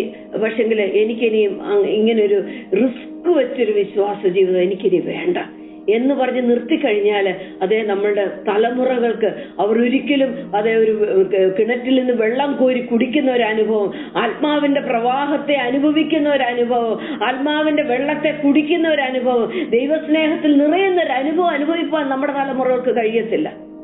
പൗലോസ് അപ്പോസ്തലൻ തിമോത്തിയോസിനോട് പറയുന്നത് 2 തിമോത്തി 3:3-6 വാക്യത്തില് ഇവിടെ നമുക്ക് കാണാൻ സാധിക്കുന്നു. അതെ, പൂർവന്മാരുടെ കിണറും പിന്നീട് അവർ കുഴിക്കുന്ന കിണറും നമുക്ക് കാണാം. ഇവിടെ പൗലോസ് ഇങ്ങനെയാ പറയുന്നത്, ഞാൻ പൂർവന്മാരുടെ ദൃഷ്ടാന്തം അനുസരിച്ച് നിർമ്മല മനസാക്ഷിയോടെ ആരാധിക്കുന്ന ദൈവത്തിന്. നോക്കണം, പൗലോസ് എങ്ങനെയാ ആരാധിക്കുന്നത്? പൂർവന്മാരുടെ ദൃഷ്ടാന്തം. പൗലോസിന്റെ പൂർവന്മാരുടെ ദൃഷ്ടാന്തം എന്താ? പൗലോസ് നമുക്കറിയാം ബെന്യാമിൻ ഗോത്രത്തിൽ നിന്ന് വന്നത്. പൂർവന്മാരാരാ? ഈ പരീശന്മാര്, കപടഭക്തിക്കാരായിട്ടുള്ള പരീശന്മാര്. അവരിൽ നിന്നാണ് പൗലോസ് അപ്പോസ്തലൻ പുറത്തു വന്നിരിക്കുന്നത്. പക്ഷെ ഇവിടെ പൗലോസ് അപ്പോസ്തലൻ പറയുന്ന പൂർവന്മാരെന്ന് പറയുന്ന ആരാണെന്ന് അറിയാമോ? അബ്രഹാമും ഇസ്ഹാക്കും യാക്കോബും. മോശയുടെ ജീവിതം, ജോസഫിന്റെ ജീവിതം, ദാവീദിന്റെ ജീവിതം. പൗലോസ് പറയും ഞാൻ പൂർവന്മാർ. അതാണ് പൗലോസ് ഒപ്പിയെടുത്തിരിക്കുന്നത്. തന്റെ ജഡത്തിലെ പിതാക്കന്മാര്, അത് കർത്താവ് യേശു ക്രിസ്തുവിന്റെ കാലത്ത് ക്രിസ്തുവിനെ ക്രൂശിച്ച് കൊല്ലുവാനും ക്രിസ്തുവിനെ ചോദ്യം ചെയ്യുവാനും, അത് അവന് ദൈവത്തെ ബ്ലാസ്ഫമി ദുഷിച്ച് സംസാരിച്ചു എന്ന് പറയാനും, ദൈവാലയത്തെ തകർക്കുമെന്ന് പറഞ്ഞ് അവന്റെ മേൽ കുറ്റം ആരോപിക്കുവാനും, അങ്ങനെ ദൈവദൂഷണത്തിനായിട്ട് അങ്ങനെ മാറ്റിവെക്കപ്പെട്ടവരായിരുന്നു ഈ ജഡത്തിലെ പിതാക്കന്മാര്. എന്നാൽ പൗലോസ് അതൊന്നുമല്ല അനുകരിച്ചത്, പൗലോസ് അതൊന്നുമല്ല മുറുകെ പിടിച്ചത്. നമുക്കൊരു പക്ഷെങ്കില് മോശമായി എല്ലാവരുടെയും ജീവിതത്തിൽ നമുക്ക് ദൈവഭക്തന്മാരായ പിതാക്കന്മാരുടെ ഒരു പിന്തുണ നമുക്കൊരു പക്ഷെങ്കിൽ പലർക്കും ലഭിച്ചു എന്ന് വരത്തില്ല, നമുക്ക് ലഭിച്ചു എന്ന് വരത്തില്ല. പക്ഷെ നമുക്ക് പുതിയതൊന്നും തുടങ്ങാൻ പറ്റും, നമുക്ക് പുതിയൊരു കിണർ കുഴിക്കാൻ പറ്റും. അതൊരു വലിയ സന്തോഷ വാർത്ത, അതൊരു വലിയ ഹോപ്പാ നമ്മുടെ ജീവിതത്തില്. നമ്മുടെ പിതാക്കന്മാർ നമുക്ക് വെച്ചിരുന്ന് നല്ലൊരു ദൃഷ്ടാന്തം വെച്ചിരുന്നില്ല എന്ന് പറഞ്ഞിട്ട് അതെ നമ്മൾ മുടിഞ്ഞു പോകുവാൻ ദൈവം സമ്മതിക്കുന്നില്ല. പിന്നെയോ ഒരു രഹബോത്ത് കുഴിക്കാൻ ദൈവം നമ്മളെ സഹായിക്കും. പൗലോസ് അപ്പോസ്തലൻ പറയുന്ന, ഞാൻ പൂർവന്മാരുടെ ദൃഷ്ടാന്തം അനുസരിച്ച്, ആരുടെ? അബ്രഹാമിന്റെയും ഇസ്ഹാക്കിന്റെയും യാക്കോബിന്റെ, അവരോട് ദൈവം ചെയ്ത ഉടമ്പടി, അവർ ദൈവസന്നിധിയിൽ നടന്നത്, അവരുടെ അനുസരണം, അതെ അവരുടെ ദൃഷ്ടാന്തം അനുസരിച്ച് നിർമ്മല മനസാക്ഷിയോടെ ആരാധിക്കുന്ന ദൈവം. ഇന്ന് പൗലോസ് അപ്പോസ്തലൻ ആരാധിക്കുന്നത് ആരുടെ ദൃഷ്ടാന്തമാണെന്നറിയാം? അവർ കാണുന്നത് അബ്രഹാമിന്റെയും ഇസ്ഹാക്കിന്റെയും യാക്കോബിന്റെയും മോശയുടെയും പഴയ നിയമത്തിലെ ഈ 11-ാമത്തെ അധ്യായത്തിൽ, എബ്രായർ 11-ാമത്തെ അധ്യായത്തിലെ അതെ ഹീറോസ് ഓഫ് ഫെയ്ത്ത്, വിശ്വാസ വീരന്മാരുടെ പട്ടിക അവിടെ നമുക്ക് കാണാൻ കഴിയുന്നില്ലേ? അവരുടെ ദൃഷ്ടാന്തമായി ഇന്ന് പൗലോസ് അപ്പോസ്തലൻ മുറുകെ പിടിച്ചിരിക്കുന്നത്. ഇന്നൊരു പക്ഷേ ജഡത്തിലെ പിതാക്കന്മാരുടെ കയ്യിൽ നിന്ന് നമുക്കൊന്ന് പെറുക്കിയെടുക്കാൻ പലതും നമുക്കില്ല എങ്കിലും അതോർത്തിട്ട് നമ്മൾ വിഷമിക്കേണ്ട, അതോർത്തിട്ട് നമ്മൾ അവരെ പഴിചാരുകയും വേണ്ട. ചിലർ അങ്ങനെ ജീവിതത്തിൽ അകപ്പൊതിച്ചു പോകുന്നു. എന്റെ അപ്പൻ അങ്ങനെയല്ലേ നടന്നത്, എന്റെ അമ്മ ഇങ്ങനെയല്ലേ നടന്നത്, അതുകൊണ്ട് എനിക്ക് ഇങ്ങനെ മതി. അങ്ങനെ വാശി തീർത്ത് ജീവിതത്തെ മലിനമാക്കി കളഞ്ഞ്, അങ്ങനെ വാശി തീർത്ത് ജീവിതത്തെ ദൈവസന്നിധിയിൽ നിന്ന് മാറ്റിക്കളയുന്ന ജീവിതങ്ങളുമുണ്ട്. എന്നാൽ നമുക്ക് മുറുകെ പിടിക്കാനൊന്നുണ്ട്. ഈ തിരുവചനം എടുത്ത് പൂർവന്മാരുടെ ദൃഷ്ടാന്തം അനുസരിച്ച് 2 തിമോത്തി 3:3-6 വരെയുള്ള വാക്യങ്ങളില്, പൂർവന്മാരുടെ ദൃഷ്ടാന്തം അനുസരിച്ച് നിർമ്മല മനസാക്ഷിയോടെ ഞാൻ ഇന്ന് ദൈവത്തെ ആരാധിക്കുക. ആരാധിക്കുന്ന ദൈവത്തിന് തിമോത്തിയോസിന് പറഞ്ഞു കൊടുക്കുക. ഇപ്പൊ പൗലോസിന്റെ സാക്ഷ്യം പറയാനുണ്ട്. പൗലോസ് പറയുന്നത്, എന്റെ ആരാധനയും എന്റെ ആത്മീയ ജീവിതവും ഞാൻ ഈ ക്രിസ്തുവിനെ അനുഗമിക്കുന്നതും അതിന്റെ അടിത്തറ, അതിന്റെ ഫൗണ്ടേഷൻ എന്താണെന്നറിയാമോ? പൂർവന്മാരുടെ ദൃഷ്ടാന്തം. അവര് ജഡത്തിൽ ജനിച്ച ക്രിസ്തുവിനെ അവർ കണ്ടില്ല. പക്ഷെങ്കില് ജഡത്തിൽ വരുവാൻ പോകുന്ന ക്രിസ്തുവിനെ വിശ്വാസ കണ്ണുകൊണ്ട് കണ്ടവരാണ് അബ്രഹാമും ഇസ്ഹാക്കും യാക്കോബും മോശയും ഒക്കെ. അവരുടെ ദൃഷ്ടാന്തം സ്വീകരിച്ച ഒരു പൗലോസ് അപ്പോസ്തലൻ, ആ പൗലോസ് അതുകൊണ്ട് ഇന്ന് ആരാധിക്കുന്നു. ആ പൗലോസിന്റെ ആരാധന ആത്മാവിലെ ആരാധനയായിട്ട് തീർന്നു. ആ പൗലോസിന്റെ ആരാധന ദൈവത്തിന് പ്രസാദമുള്ള ആരാധനയായിട്ട് തീർന്നു. ആ പൗലോസ് തിമോത്തിയോസിനോട് പറയാ, ദൈവത്തിന്റെ നിന്റെ നിർവ്യാജ വിശ്വാസത്തിന്റെ ഓർമ്മ നിമിത്തം സ്തോത്രം ചെയ്യാം. അപ്പോ തിമോത്തിയോസേ, നിന്റെ വിശ്വാസം കണ്ടിട്ട് എനിക്ക് വളരെ സന്തോഷമുണ്ട്, ഞാൻ ദൈവത്തിന് സ്തോത്രം ചെയ്യുക. പക്ഷെ നിനക്ക് വിശ്വാസം കിട്ടാൻ നീ ഭാഗ്യം ചെയ്തു. എന്താ ആ വിശ്വാസം? ആദ്യം നിന്റെ വലിയമ്മ ലോവീസിലും അമ്മ യുനീക്കയിലും ഉണ്ടായിരുന്നു. നിന്നിലുമുണ്ടെന്ന് ഞാൻ ഉറച്ചിരിക്കുന്നു. അമ്മയിൽ നിന്നും വല്യമ്മയിൽ നിന്നും കിട്ടിയ വിശ്വാസത്തെ മുറുകെ പിടിക്കാൻ തിമോത്തിയോസിന് ചിലതുണ്ടായിരുന്നു. ഈ പൗലോസ് അപ്പോസ്തലന് ഒന്നുമില്ലായിരുന്നു. പൂർവന്മാരുടെ ദൃഷ്ടാന്തം. ഈ ജീവിതത്തിന്റെ ഏത് വഴിത്താരയിലും നമ്മളെ ഡിസപ്പോയിന്റഡ് ആക്കി കളയാത്തൊരു ദൈവം, അവിടെ കൊണ്ടൊക്കെ അങ്ങ് തീർന്നു പോയിരുന്നെങ്കിൽ നമ്മളൊക്കെ എന്ത് ചെയ്തേനെ? എവിടെ നമ്മളൊക്കെ നിന്നു പോകത്തില്ലായിരുന്നോ? രക്ഷിക്കപ്പെടാൻ വല്ല മാർഗവും നമ്മുടെ മുമ്പിലുണ്ടായിരുന്നോ? നമുക്കൊരു ദൃഷ്ടാന്തം വെച്ച കർത്താവ് യേശു ക്രിസ്തു ഉണ്ട്. നമുക്ക് അവിടേക്ക് നോക്കിക്കഴിഞ്ഞാൽ നമുക്ക് നിർമ്മല മനസാക്ഷിയോടെ അവനെ ആരാധിക്കാൻ പറ്റുന്നു. പൗലോസ് അപ്പോസ്തലൻ പറയുന്ന കേട്ടോ, പൂർവന്മാരുടെ ദൃഷ്ടാന്തം. തിമോത്തിയോസിന് എന്താ പറയാനുള്ള? തിമോത്തിയോസിന്റെ ജീവിതത്തില് അതെ വല്യമ്മ ലൂവീസിലും അമ്മ യുനീക്കയിലും ഉണ്ടായിരുന്ന വിശ്വാസം അവനിലുണ്ടെന്ന് പൗലോസ് ഉറപ്പിച്ചിരിക്കുന്നു. പൂർവന്മാരുടെ ദൃഷ്ടാന്തം കണ്ട് നിർമ്മല മനസാക്ഷിയിൽ ആരാധിക്കുന്ന പൗലോസിന് ഒന്ന് ഉറപ്പായി, അങ്ങനെയാണെങ്കിൽ ഞാൻ കണ്ടിട്ടില്ലാത്ത എന്റെ പിതാക്കന്മാരുടെ ജീവിത ദൃഷ്ടാന്തം ഇന്ന് എനിക്ക് രക്ഷിക്കപ്പെടാനും ആത്മാവിൽ ഇത്രത്തോളം നിറയുവാനും അതെ 3-ാം സ്വർഗത്തോളം എടുക്കപ്പെടാനും സ്വർഗീയമായ മർമ്മങ്ങൾ പ്രാപിക്കുവാനും പൗലോസ് അപ്പോസ്തലൻ പ്രാപിച്ച അതേ മിസ്റ്ററീസ്, ആ മർമ്മങ്ങൾ വേറെ ആരും പ്രാപിച്ചില്ല. ഇന്ന് നമുക്കതിന്റെ ആഴങ്ങൾ മനസ്സിലായിട്ടില്ല. ഇന്നാരും പ്രസംഗിച്ചു തീർന്നിട്ടില്ല. ഏകദേശം 13 ലേഖനങ്ങൾ നമ്മൾക്ക് വേണ്ടിയിട്ട് സമ്മാനിച്ച പൗലോസ് അപ്പോസ്തലൻ പ്രാപിച്ചത് എവിടുന്ന? പൗലോസ് അപ്പോസ്തലന് ഒരു വലിയ നല്ല പൈതൃകമൊന്നും പറയാനില്ലായിരുന്നു. പൂർവന്മാരുടെ ദൃഷ്ടാന്തം. എന്നാ തിമോത്തിയോസിനുണ്ട് അമ്മ യുനീക്കയും ഒരു വലിയമ്മ ലോവീസ്. അതുകൊണ്ട് പൗലോസ് പറയും, എന്റെ കൈവെപ്പിനാൽ നിന്നിലുള്ള ദൈവത്തിന്റെ കൃപാവരം ജ്വലിപ്പിക്കണം. അതെ, അമ്മയ്ക്കും വല്യമ്മയ്ക്കൊക്കെ ഉണ്ടായിരുന്നെന്നും പറഞ്ഞിട്ട് നീ ഉണ്ടാതിരിക്കരുത്. നിന്നിലുള്ള നീ ജ്വലിപ്പിക്കണം. അമ്മയ്ക്കും വലിയമ്മയ്ക്കും ഒക്കെ ഉണ്ടായിരുന്നെന്നും പറഞ്ഞിട്ട് നീ ഒന്നും ചെയ്യാതിരിക്കരുത്. ഒരു റഹബോത്ത് നീ ഉണ്ടാക്കിക്കോണം. നിന്റെ പുരയിടത്തിൽ നീ ഒരു കിണർ വെട്ടിക്കോണം. ഈ മുനിസിപ്പാലിറ്റി വെള്ളമൊക്കെ എപ്പോഴാണ് തീരുന്നതെന്ന് അറിയത്തില്ല. ഈ യൂട്യൂബും ഇന്റർനെറ്റും ഒക്കെ എപ്പോഴാണ് ഡമ്മെന്ന് അടഞ്ഞു പോകുന്നതെന്ന് അറിയത്തില്ല. എന്റെ നിങ്ങളുടെ അകത്തൊരു കിണർ വെട്ടിക്കോണം. നല്ല സമയം ഇപ്പോഴാ. അതിന്റെ ഇതൊക്കെ അടഞ്ഞു പോകാനുള്ള കാലം വളരെ ഒട്ടും വിദൂരമല്ല. അങ്ങനെയാണെങ്കിൽ നമ്മൾക്ക് ഒരു മെസ്സേജ് കേൾക്കാൻ പറ്റുന്നില്ല, നമുക്കൊന്ന് പ്രെയർ കൂടാൻ പറ്റുന്നില്ല, നമുക്കൊരു സൂം മീറ്റിംഗ് പറ്റുന്നില്ല. ഇങ്ങനെയൊക്കെയുള്ള കാലങ്ങൾ വരും. എന്റെ നിങ്ങളുടെ അകത്ത് ഒരു കിണറുണ്ടായിരിക്കണം. മുനിസിപ്പാലിറ്റി വെള്ളത്തെ എന്നും നമ്മൾ ആശ്രയിക്കരുത്. എന്റെ പുരയിടത്തിൽ ഒരു കിണറുണ്ടെങ്കിൽ എനിക്ക് ആവശ്യമുള്ളപ്പോൾ പോയി കോരി കുടിക്കാമല്ലോ എന്ന് പറഞ്ഞാൽ എന്റെ ഹൃദയത്തിനകത്തൊരു കിണറുണ്ടായിരിക്കണം. നമ്മൾ ഇസ്ഹാക്കിനെ കുറിച്ച് ചിന്തിച്ചുകൊണ്ടിരുന്ന ഒരു റഹബോത്ത് വെട്ടാനായിട്ട് പോയ ഒരു ഇസ്ഹാക്ക് അവിടെ നിന്ന് മാറിപ്പോയി. He moved away. മറ്റൊരു കാര്യം നമുക്ക് കാണാം. ഈ 3 കിണർ വെട്ടിയെന്ന് നമ്മൾ പറഞ്ഞല്ലോ. ഈ ആദ്യത്തെ 2 കിണർ വെട്ടുന്നതിന് മുമ്പ് ഇസ്ഹാക്ക് ചെയ്ത ചില കാര്യങ്ങളുണ്ട്. അതാ ഞാൻ ആദ്യം തന്നെ പറഞ്ഞു, ഇസ്ഹാക്ക് ജഡത്തിൽ ചില കാര്യങ്ങളൊക്കെ ആദ്യം ചെയ്യും. നമ്മൾ അതിനൊട്ടും കുറവല്ലല്ലോ. നമ്മൾ അതിനൊക്കെ ഡോക്ടറേറ്റ് എടുത്തവരാ. നമ്മൾ ആദ്യം നമ്മുടെ കഴിവുകൊണ്ടൊക്കെ കുറെയൊക്കെ നമ്മൾ ശ്രമിക്കും. ഇസ്ഹാക്കും അതുപോലെ ശ്രമിച്ചു. ഇസ്ഹാക്ക് എന്ത് ചെയ്തെന്നറിയാമോ? ആദ്യത്തെ 2 കിണർ വെട്ടുന്നതിന് മുമ്പ് ഇസ്ഹാക്ക് ചെയ്ത ചില കാര്യങ്ങൾ 26-ാമത്തെ അധ്യായത്തിന്റെ 12-ാം വാക്യത്തില് ഇസ്ഹാക്ക് ചെയ്ത് എന്താണെന്നറിയാമോ? ഇസ്ഹാക്ക് അവിടെ വന്നിട്ട് ഇസ്ഹാക്ക് ആ ദേശത്ത് വിതച്ചു, 100 മേനി വിളവ് കിട്ടി, യഹോവ അവനെ അനുഗ്രഹിച്ചു. ഇസ്ഹാക്ക് വിത നടത്തി, കൊയ്ത്ത് നടത്തി, കളപ്പുരയിൽ കൂട്ടിവെച്ചു. ഇസ്ഹാക്ക് അനുഗ്രഹിക്കപ്പെട്ടു. ഇസ്ഹാക്ക് ഓർത്ത് ഇതാണെല്ലാം യഹോവ എന്നെ അനുഗ്രഹിച്ചു. വിതച്ചതിന് 100 മേനി കിട്ടിയപ്പം ഇസ്ഹാക്ക് ചിന്തിച്ചു കാണും, ദൈവം വാസ്തവമായിട്ട് ഞാൻ ചെയ്യുന്നതിനെല്ലാം ദൈവം ടിക്കിട്ട് പോവുക. ദൈവത്തിന് സന്തോഷമാ എന്റെ ഇപ്പോഴത്തെ ജീവിതം. ഈ 2 കിണർ വെട്ടുന്നതിന് തൊട്ട് മുമ്പുള്ള കാര്യമാണ് പറഞ്ഞത്. എന്നാൽ 3-ാമത്തെ കിണർ വെട്ടുന്നതിന് മുമ്പ് ചെയ്തത് ഞാൻ പറയാൻ വരിക.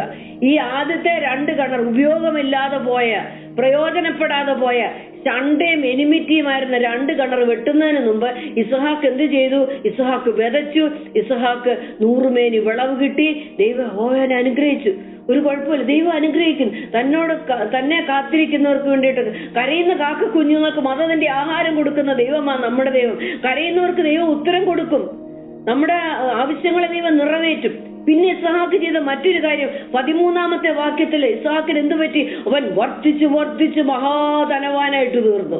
വർദ്ധിച്ചു നോക്കണം. അവിടെ അവനങ്ങ് വികസിച്ച് വരാം. ധനവാനായിട്ട് തീർന്നു. മഹാധനവാന്മാരൊക്കെ കാണുമ്പോൾ നമ്മൾ അറിഞ്ഞു അറിയാതെയും പറയാതുണ്ട്, ദൈവം അവനെ അങ്ങ് അനുഗ്രഹിച്ചു. നേരെ ദൈവം അനുഗ്രഹിക്കുന്നു. പക്ഷെങ്കില് അത് ദൈവത്തോടുള്ള ബന്ധത്തിന്, ദൈവത്തിന് എന്നിൽ പ്രസാദമായി എന്നുള്ളതിന്റെ തെളിവല്ല. ദൈവം എന്നിൽ സന്തോഷിക്കുന്നു എന്നുള്ളതിന്റെ തെളിവല്ല അതൊരിക്കലും. അടുത്തതായിട്ട് ഇസ്ഹാക്ക് ചെയ്ത കാര്യം എന്താ? അപ്പൊ ഇസ്ഹാക്ക് വിതച്ചു, ഇസ്ഹാക്ക് കൊയ്തു, ഇസ്ഹാക്ക് അത് കളപ്പുരയിൽ കൂട്ടിവെച്ച്. എന്തായാലും വിതച്ചിട്ട് കിട്ടിയ വിളവ് അവിടെ വയലിൽ ഇട്ടിട്ട് പോരത്തില്ലല്ലോ.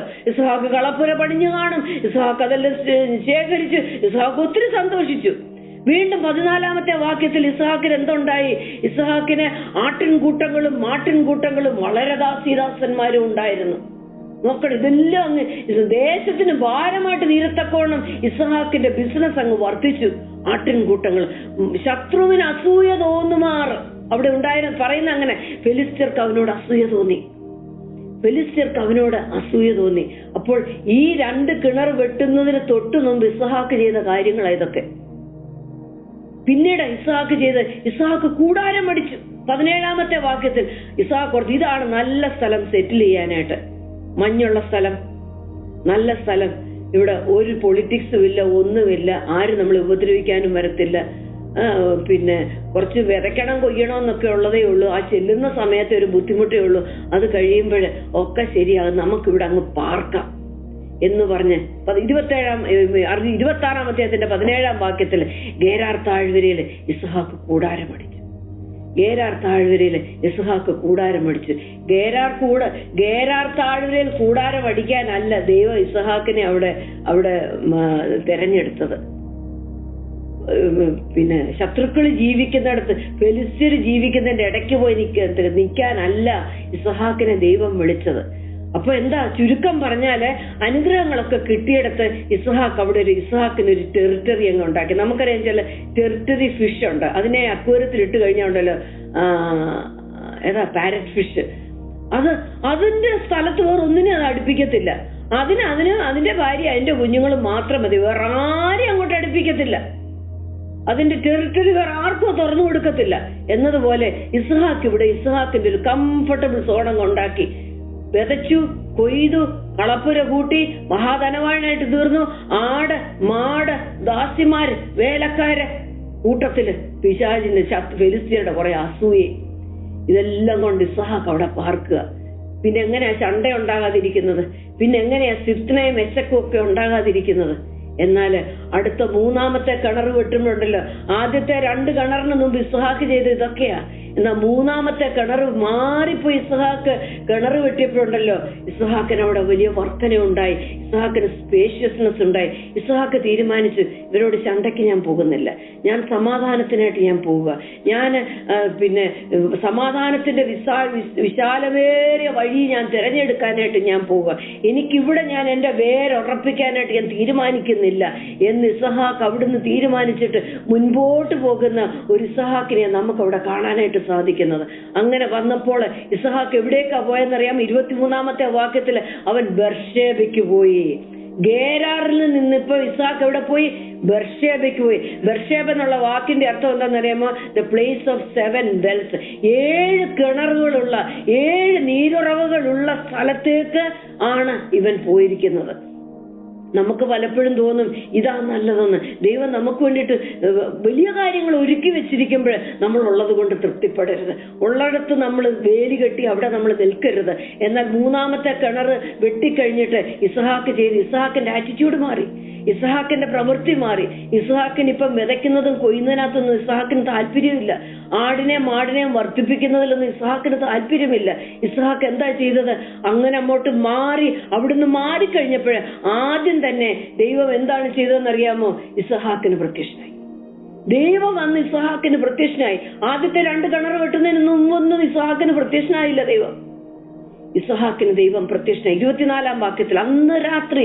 അന്ന് രാത്രിയില് എന്നവിടെ പറയുന്നല്ലേ, ബർശേബയ്ക്ക് പോയി. 7 കിണറുകൾ നിറഞ്ഞു നിൽക്കുന്ന ബർശേബയ്ക്ക് പോയി.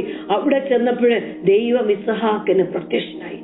ഇന്ന് നമ്മളുടെ ചെറിയതിൽ നമ്മൾ നിൽക്കുകയാണോ? ദൈവം നമ്മളെ വിശാലതയിലേക്ക് വിളിക്കുക. നമുക്കൊരു രഹബോത്ത് ഉണ്ടാവട്ടെ. എന്നിട്ട് ദൈവം പറഞ്ഞു, ഞാൻ നിന്റെ പിതാവായ അബ്രഹാമിന്റെ ദൈവമാകുന്നു, നീ ഭയപ്പെടേണ്ട ഇസ്ഹാക്കേ, ഞാൻ നിന്റെ കൂടെയുണ്ട്. ആദ്യത്തെ കിണർ വെട്ടിയപ്പോഴൊന്നും ദൈവം അത് പറഞ്ഞില്ല. ഞാൻ നിന്റെ കൂടെയുണ്ട്.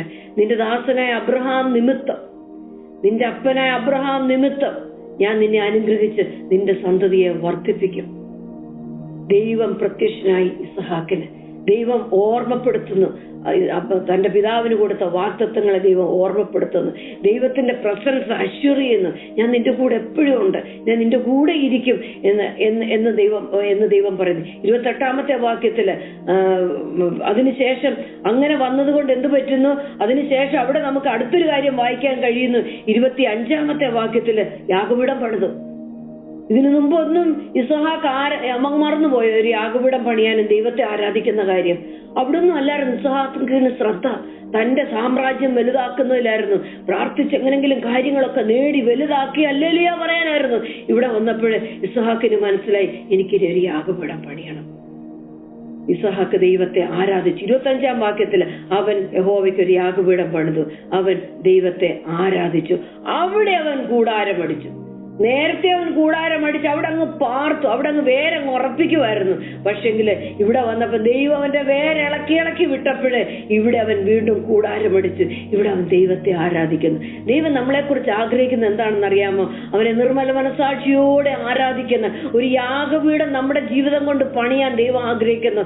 നമുക്ക് ഈ ദിവസങ്ങളിൽ നമ്മുടെ ചില കല്ലുകളെയൊക്കെ ഒന്ന് പെറുക്കി വെച്ചിട്ട് അതിന്റെ മലിനതകളെയൊക്കെ ഒന്ന് മാറിയിട്ട് ഏലിയാവ് യാഗപീഠം വീണ്ടും പണിത് ആരാധിച്ചതുപോലെ ആരാധിക്കാനായിട്ട് നമുക്ക് ശ്രമിക്കാം. ഒരു റഹബോത്ത് നമുക്ക് വേണ്ടിയിട്ട് ദൈവം ഒരുക്കിയിട്ടുണ്ട്. അതിനുശേഷം ശത്രുക്കളെ അവനോടുകൂടെ ഇണക്കി അവൻ അവിടെ ആരാധന തുടങ്ങിക്കഴിഞ്ഞപ്പോ ഫെലിസ്ത്യരെല്ലാം കൂടെ വന്നിട്ട് 29-ാമത്തെ വാക്യത്തിൽ അന്ന് വരെ ചണ്ടയിട്ടവർ വന്ന് പറയുക, യഹോവ നിന്റെ കൂടെ ഉണ്ടെന്ന്.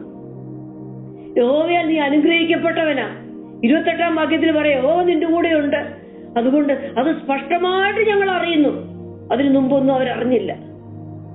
നോക്കണം, നമ്മൾ ദൈവഹിതം ചെയ്യാനായിട്ട് നമ്മൾ മാറി മാറി പോകുമ്പോഴേ, അതിനു വേണ്ടിയിട്ട് നമ്മളെ വളച്ചു കൊടുക്കുമ്പോൾ ശത്രു പോലും കാണും നമ്മളുടെ മേലെയുള്ള ദൈവത്തിന്റെ അനുഗ്രഹം.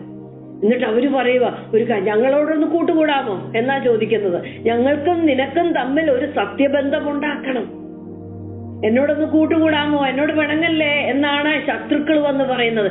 ഒരുവന്റെ വഴിയിൽ യഹോവയ്ക്ക് പ്രസാദം തോന്നിയാൽ അവന്റെ ശത്രുക്കളെ പോലും അവന്റെ വഴിയിൽ ഇണക്കുന്ന ദൈവം. ഇസ്ഹാക്കിന്റെ ജീവിതത്തിൽ നമുക്ക് കാണാം. അവരുടെ വായിൽ നിന്ന് അവര് പറയാ, നീ യഹോവയിൽ അനുഗ്രഹിക്കപ്പെട്ടവനല്ലോ. 29-ാമത്തെ വാക്യത്തില് അതെ, നമ്മളെ വീഞ്ഞു വീട്ടിലേക്ക് കൂട്ടിക്കൊണ്ടുപോയി നമ്മുടെ മീതെ സ്നേഹക്കൊടി പിടിക്കാൻ സന്നദ്ധനായി നിൽക്കുന്ന ഒരു ദൈവം. ഇതിൽ നിന്ന് നമുക്ക് എന്താ പഠിക്കാനായിട്ടുള്ളത്? അതെ, നമ്മുടെ ജീവിതത്തിൽ ഒരു കാലമുണ്ടായിരുന്നു, ശത്രു നമ്മുടെ ഹൃദയത്തിനകത്തും നമ്മുടെ ആത്മാവിന്റെ മണ്ഡലത്തിലും അത് കിണറ് കുഴിച്ച് കുഴി വെട്ടി നമ്മളെ വേദനിപ്പിച്ച് നിൽക്കുന്ന ഒരവസ്ഥ ഉണ്ടായിരുന്നു. എന്നാൽ അവിടെ നിന്നെല്ലാം ദൈവം നമ്മളെ കൊണ്ടുപോയിട്ട് നമ്മളുടെ ജീവിതത്തിൽ നമ്മുടെ ഹൃദയത്തിലും ഏശക്കും സിത്നായും ശത്രു വെട്ടി ശത്രുവിന് അവിടെ ചണ്ടയ്ക്ക് കാരണമായിട്ട് തീർന്ന് ശത്രുവിന് കയറിയിരിക്കുവാൻ അത് കാരണമാക്കി തീർത്തുവെങ്കിൽ ദൈവം നമുക്കൊരു രഹബോത്ത് ഒരുക്കുന്നു. പിശാച് പലപ്പോഴും നമ്മുടെ ജീവിതത്തെ ചെളി വാരിയിട്ടെങ്കിൽ ദൈവം നമുക്കൊരു വിശാലത വരുത്തുന്ന ഒരു ദൈവം. അവിടെ നമുക്ക് കൂടാരമടിക്കാം, അവിടെ നമുക്ക് ദൈവത്തെ ആരാധിക്കാം. അതുകൊണ്ടാണ് ഇസ്രായേൽ മക്കൾ കടന്നു പോകുമ്പോൾ, മരുഭൂമിയിൽ കൂടി കടന്നു പോകുമ്പോൾ അവർ ഈ കിണറിന്റെ അടുത്ത് വന്നിട്ട് അവരൊരു പാട്ട് പാടുന്നുണ്ട്, കിണറേ പൊങ്ങിവാ, കിണറേ പൊങ്ങിവാ. അവിടെ മോശ പറയുന്നു, ജനത്തെ ഒന്നിച്ചു കൂട്ടി ഞാൻ അവർക്ക് വെള്ളം കൊടുക്കുമെന്ന് കൽപ്പിച്ച കിണർ അത് തന്നെ. സംഖ്യാപുസ്തകം 21-16-18 വാക്യത്തിൽ ഈ കിണറിനെ കുറിച്ചാണ് പറയുന്നത്. ആ സമയത്ത് ഇസ്രായേൽ പറയും, കിണറേ പൊങ്ങിവാ, അതിന് പാടുവീൻ, പ്രഭുക്കന്മാർ കുഴിച്ച കിണർ, ജനശ്രേഷ്ഠന്മാർ ചെങ്കോല് കൊണ്ടും തങ്ങളുടെ ദണ്ടുകൊണ്ടും കുത്തിയ കിണർ എന്ന് പാട്ടുപാടി തലമുറ പാടും. നമ്മുടെ ജീവിതത്തിൽ നമ്മളൊരു രഹബോത്തിന് വേണ്ടിയിട്ട് ഒരുങ്ങുന്നുണ്ടെങ്കിൽ ഈ രഹബോത്തിനെ ഓർത്ത് നമ്മുടെ തലമുറകളെ പാടാനായിട്ട് ഇടയായിട്ട് തീരും. നമ്മുടെ കർത്താവായ യേശു ക്രിസ്തു നമ്മുടെ രഹബോത്ത്. പിശാച് പലതും നമ്മുടെ ജീവിതത്തിൽ പല കുഴികളൊക്കെ കുത്തി വികലമാക്കി വെച്ചു, അസൂയ, ചണ്ട ഒക്കെ ആയിട്ട്. എന്നാൽ നമ്മുടെ ജീവിതത്തിൽ ഒരു റഹബോത്ത് കുഴിച്ച്, ഒരു വിശാലമായ കിണർ കുഴിച്ച് ആത്മാവിന്റെ പരിശുദ്ധാത്മാവിന്റെ നിറവ് തരുവാൻ കഴിയുന്ന ഒരു റഹബോത്ത് നമ്മുടെ ജീവിതത്തിൽ കുഴിക്കുവാൻ നമ്മുടെ കർത്താവ് കാൽവറി ക്രൂശില് അവന്റെ ആണിപ്പാടേറ്റ കരങ്ങളാല് അവന് അപ്രകാരം ഒരു സമൃദ്ധി നമ്മുടെ ജീവിതത്തിൽ നൽകി തരുന്നു. ഈ ഇസഹാക്ക് ഒരു റബേക്കയ്ക്ക് വേണ്ടിയിട്ട് കാത്തു നിൽക്കുക. നമുക്ക് കാണാമില്ലേ, ഈ ഇസഹാക്ക് റബേക്കയ്ക്ക് വേണ്ടിയിട്ട് കാത്തു നിൽക്കുന്നു. ഇസഹാക്ക് 24-ാമത്തെ അധ്യായത്തിൽ കാണാം, ഇസഹാക്ക് വെളിമ്പ്രദേശത്ത് നിൽക്കുക, ഒരു റബേക്കയ്ക്ക് വേണ്ടിയിട്ട്, മണവാട്ടിക്ക് വേണ്ടിയിട്ട് കാത്തു നിൽക്കുന്ന ഒരു ഇസഹാക്ക്. ഇസഹാക്ക് ഇവിടെ ആയിരിക്കുന്നത്, നമ്മൾ ആ ഭാഗം വായിച്ചാല് ഇസഹാക്ക് അവിടെ മോറിയ മലയിൽ നിന്ന് യഹോവ ഈരെ എന്ന് പറയുമല്ലോ, യഹോവ റോയി എന്ന് നമ്മൾ പറയുമല്ലോ, അവിടേക്കാണ് കടന്നു വന്നിരിക്കുന്നത്. ഹാഗാർ പറഞ്ഞിരിക്കുന്ന സ്ഥലം, ഹാഗാറിന് നീരുറവ കൊടുത്തിരിക്കുന്നത്, ആ സ്ഥലത്ത് വന്ന് നിന്നാണ് റബേക്കയെ സ്വീകരിക്കുന്നത്. വെളിമ്പ്രദേശത്ത് നോക്കണം, ഒരു കിണറിന്റെ അടുത്ത് വന്ന് മണവാട്ടി നിന്ന് മണവാട്ടിയെ സ്വീകരിക്കുന്നു. ഒരു ഹാഗാർ കിണറിന്റെ അടുത്ത്, അതെ, എൽ റോയി എന്നുള്ള സ്ഥലത്ത് ഒരു ഹാഗാർ വെള്ളത്തെ കാണുന്നു. ദൈവമേ, നീ എന്നെ കാണുന്നു എന്ന് പറഞ്ഞിട്ട് അവിടെ ബേർ ലഹയി റോയി എന്ന് പറയുന്നു. ഒരു സമരിയക്കാരത്തി സ്ത്രീയെ കർത്താവ് യേശു ക്രിസ്തുവിനെ കണ്ടുമുട്ടുന്നു ഒരു കിണറിന്റെ അടുക്കല്. ഇന്ന് നമ്മളെ ദൈവം ക്ഷണിക്കുക, അവന്റെ കിണറിന്റെ അടുക്കലേക്ക്. ദാഹിക്കുന്നവരുമുള്ളവരെ എന്റെ അടുക്കൽ വരുവിൻ, ഞാൻ നിങ്ങളുടെ ദാഹം തീരുവോളം ആത്മാവിന്റെ കിണറിനെ നമുക്ക് തരും. ഇസഹാക്കിന്റെ ജീവിതത്തിൽ നമുക്ക് പഠിക്കാൻ സാധിക്കുന്ന കാര്യങ്ങൾ ഇതൊക്കെയാണ്. കർത്താവ് യേശു ക്രിസ്തുവിന് സമമായിട്ട് നിൽക്കുന്ന ഒരു ഇസഹാക്ക്, അതെ, ക്രിസ്തു ഏകജാതനായ പുത്രൻ, അതുപോലെ തന്നെ അബ്രഹാമിന്റെ ഏകജാതനായ ഇസഹാക്ക്, ഒരു പ്രോമിസ് ചൈൽഡ്, വാഗ്ദത്ത സന്തതി, മിറക്കുലസ് ബർത്ത്. ഇതൊക്കെയാണ് ഇസഹാക്ക് ക്രിസ്തുവുമായിട്ടുള്ള ബന്ധത്തില്. അവനൊരു യാഗമായിട്ട് തീരാൻ മോറിയ മലയിലേക്ക് കൊണ്ടുപോകപ്പെട്ടു. അത് തന്റെ സഹോദരന്മാരാൽ മോക്കിയപ്പെട്ടു, കളിയാക്കപ്പെട്ടു. സഹോദരനായ ഇസ്മായേൽ അവനെ കളിയാക്കുന്നതും അതെ അവനെ അവഹേളിക്കുന്നതൊക്കെ കാണാനിടയായി തീർന്ന ഒരു ഇസഹാക്ക്. കർത്താവ് യേശു ക്രിസ്തു അപ്രകാരം തന്നെ, അതെ, മോറിയ മലയിലേക്ക് ഉയർത്തപ്പെട്ട, കാൽവരി ക്രൂശിലേക്ക് ഉയർത്തപ്പെട്ട ക്രിസ്തുവിനെ തോളിൽ വിറക് ചുമന്നുകൊണ്ടുപോയ ഒരു ഇസ്ഹാക്ക്, തോളിൽ ക്രൂശ് വഹിച്ചു കൊണ്ടുപോയ ഒരു കർത്താവ് യേശു ക്രിസ്തു, അത് യാഗപീഠത്തിൽ കെട്ടപ്പെട്ട ഇസ്ഹാക്ക്, ക്രൂശിന്മേൽ ആണികളാൽ കെട്ടപ്പെട്ട ഒരു കർത്താവ് യേശു ക്രിസ്തു. എന്റെ ഇഷ്ടമല്ല നിന്റെ ഇഷ്ടം എന്ന് പറഞ്ഞ് ഏൽപ്പിച്ചു കൊടുക്കുന്ന ഒരു ഇസ്ഹാക്ക്, അത് അങ്ങനെ ഏൽപ്പിച്ചു കൊടുത്ത ഒരു കർത്താവ് യേശു ക്രിസ്തു, അവനാ നമ്മുടെ മണവാളൻ. അവനാണ് നമ്മുടെ മണവാളൻ. ഇസ്ഹാക്കിന്റെ ജീവിതത്തിൽ നമുക്ക് പലതും പഠിക്കാൻ സാധിച്ചെന്ന് വിശ്വാസത്താൽ ഇസ്ഹാക്ക് യാക്കോബിനെയും ഏശാവിനെയും ഭാവികാലം സംബന്ധിച്ച് അനുഗ്രഹിച്ചു. ഇപ്രകാരം ഒരു രഹബോത്ത് എന്റെ നിങ്ങളുടെയും ജീവിതത്തിൽ ഉണ്ടാകട്ടെ. അത് തലമുറകൾക്ക് ഒരു കാലത്ത് ഏറ്റുപാടാൻ, കിണറെ പൊങ്ങിവ, ആ കിണറ്റിൽ നിന്ന് അവർക്ക് ധാരാളം കുടിപ്പാനായിട്ട് ദൈവം ഇടയാക്കട്ടെ. നമ്മുടെ തലമുറകൾ അങ്ങനെ അനുഗ്രഹിക്കപ്പെടുവാൻ സ്വർഗം സഹായിക്കട്ടെ. ഈ വചനങ്ങളാൽ ദൈവം നിങ്ങളെ അനുഗ്രഹിക്കും.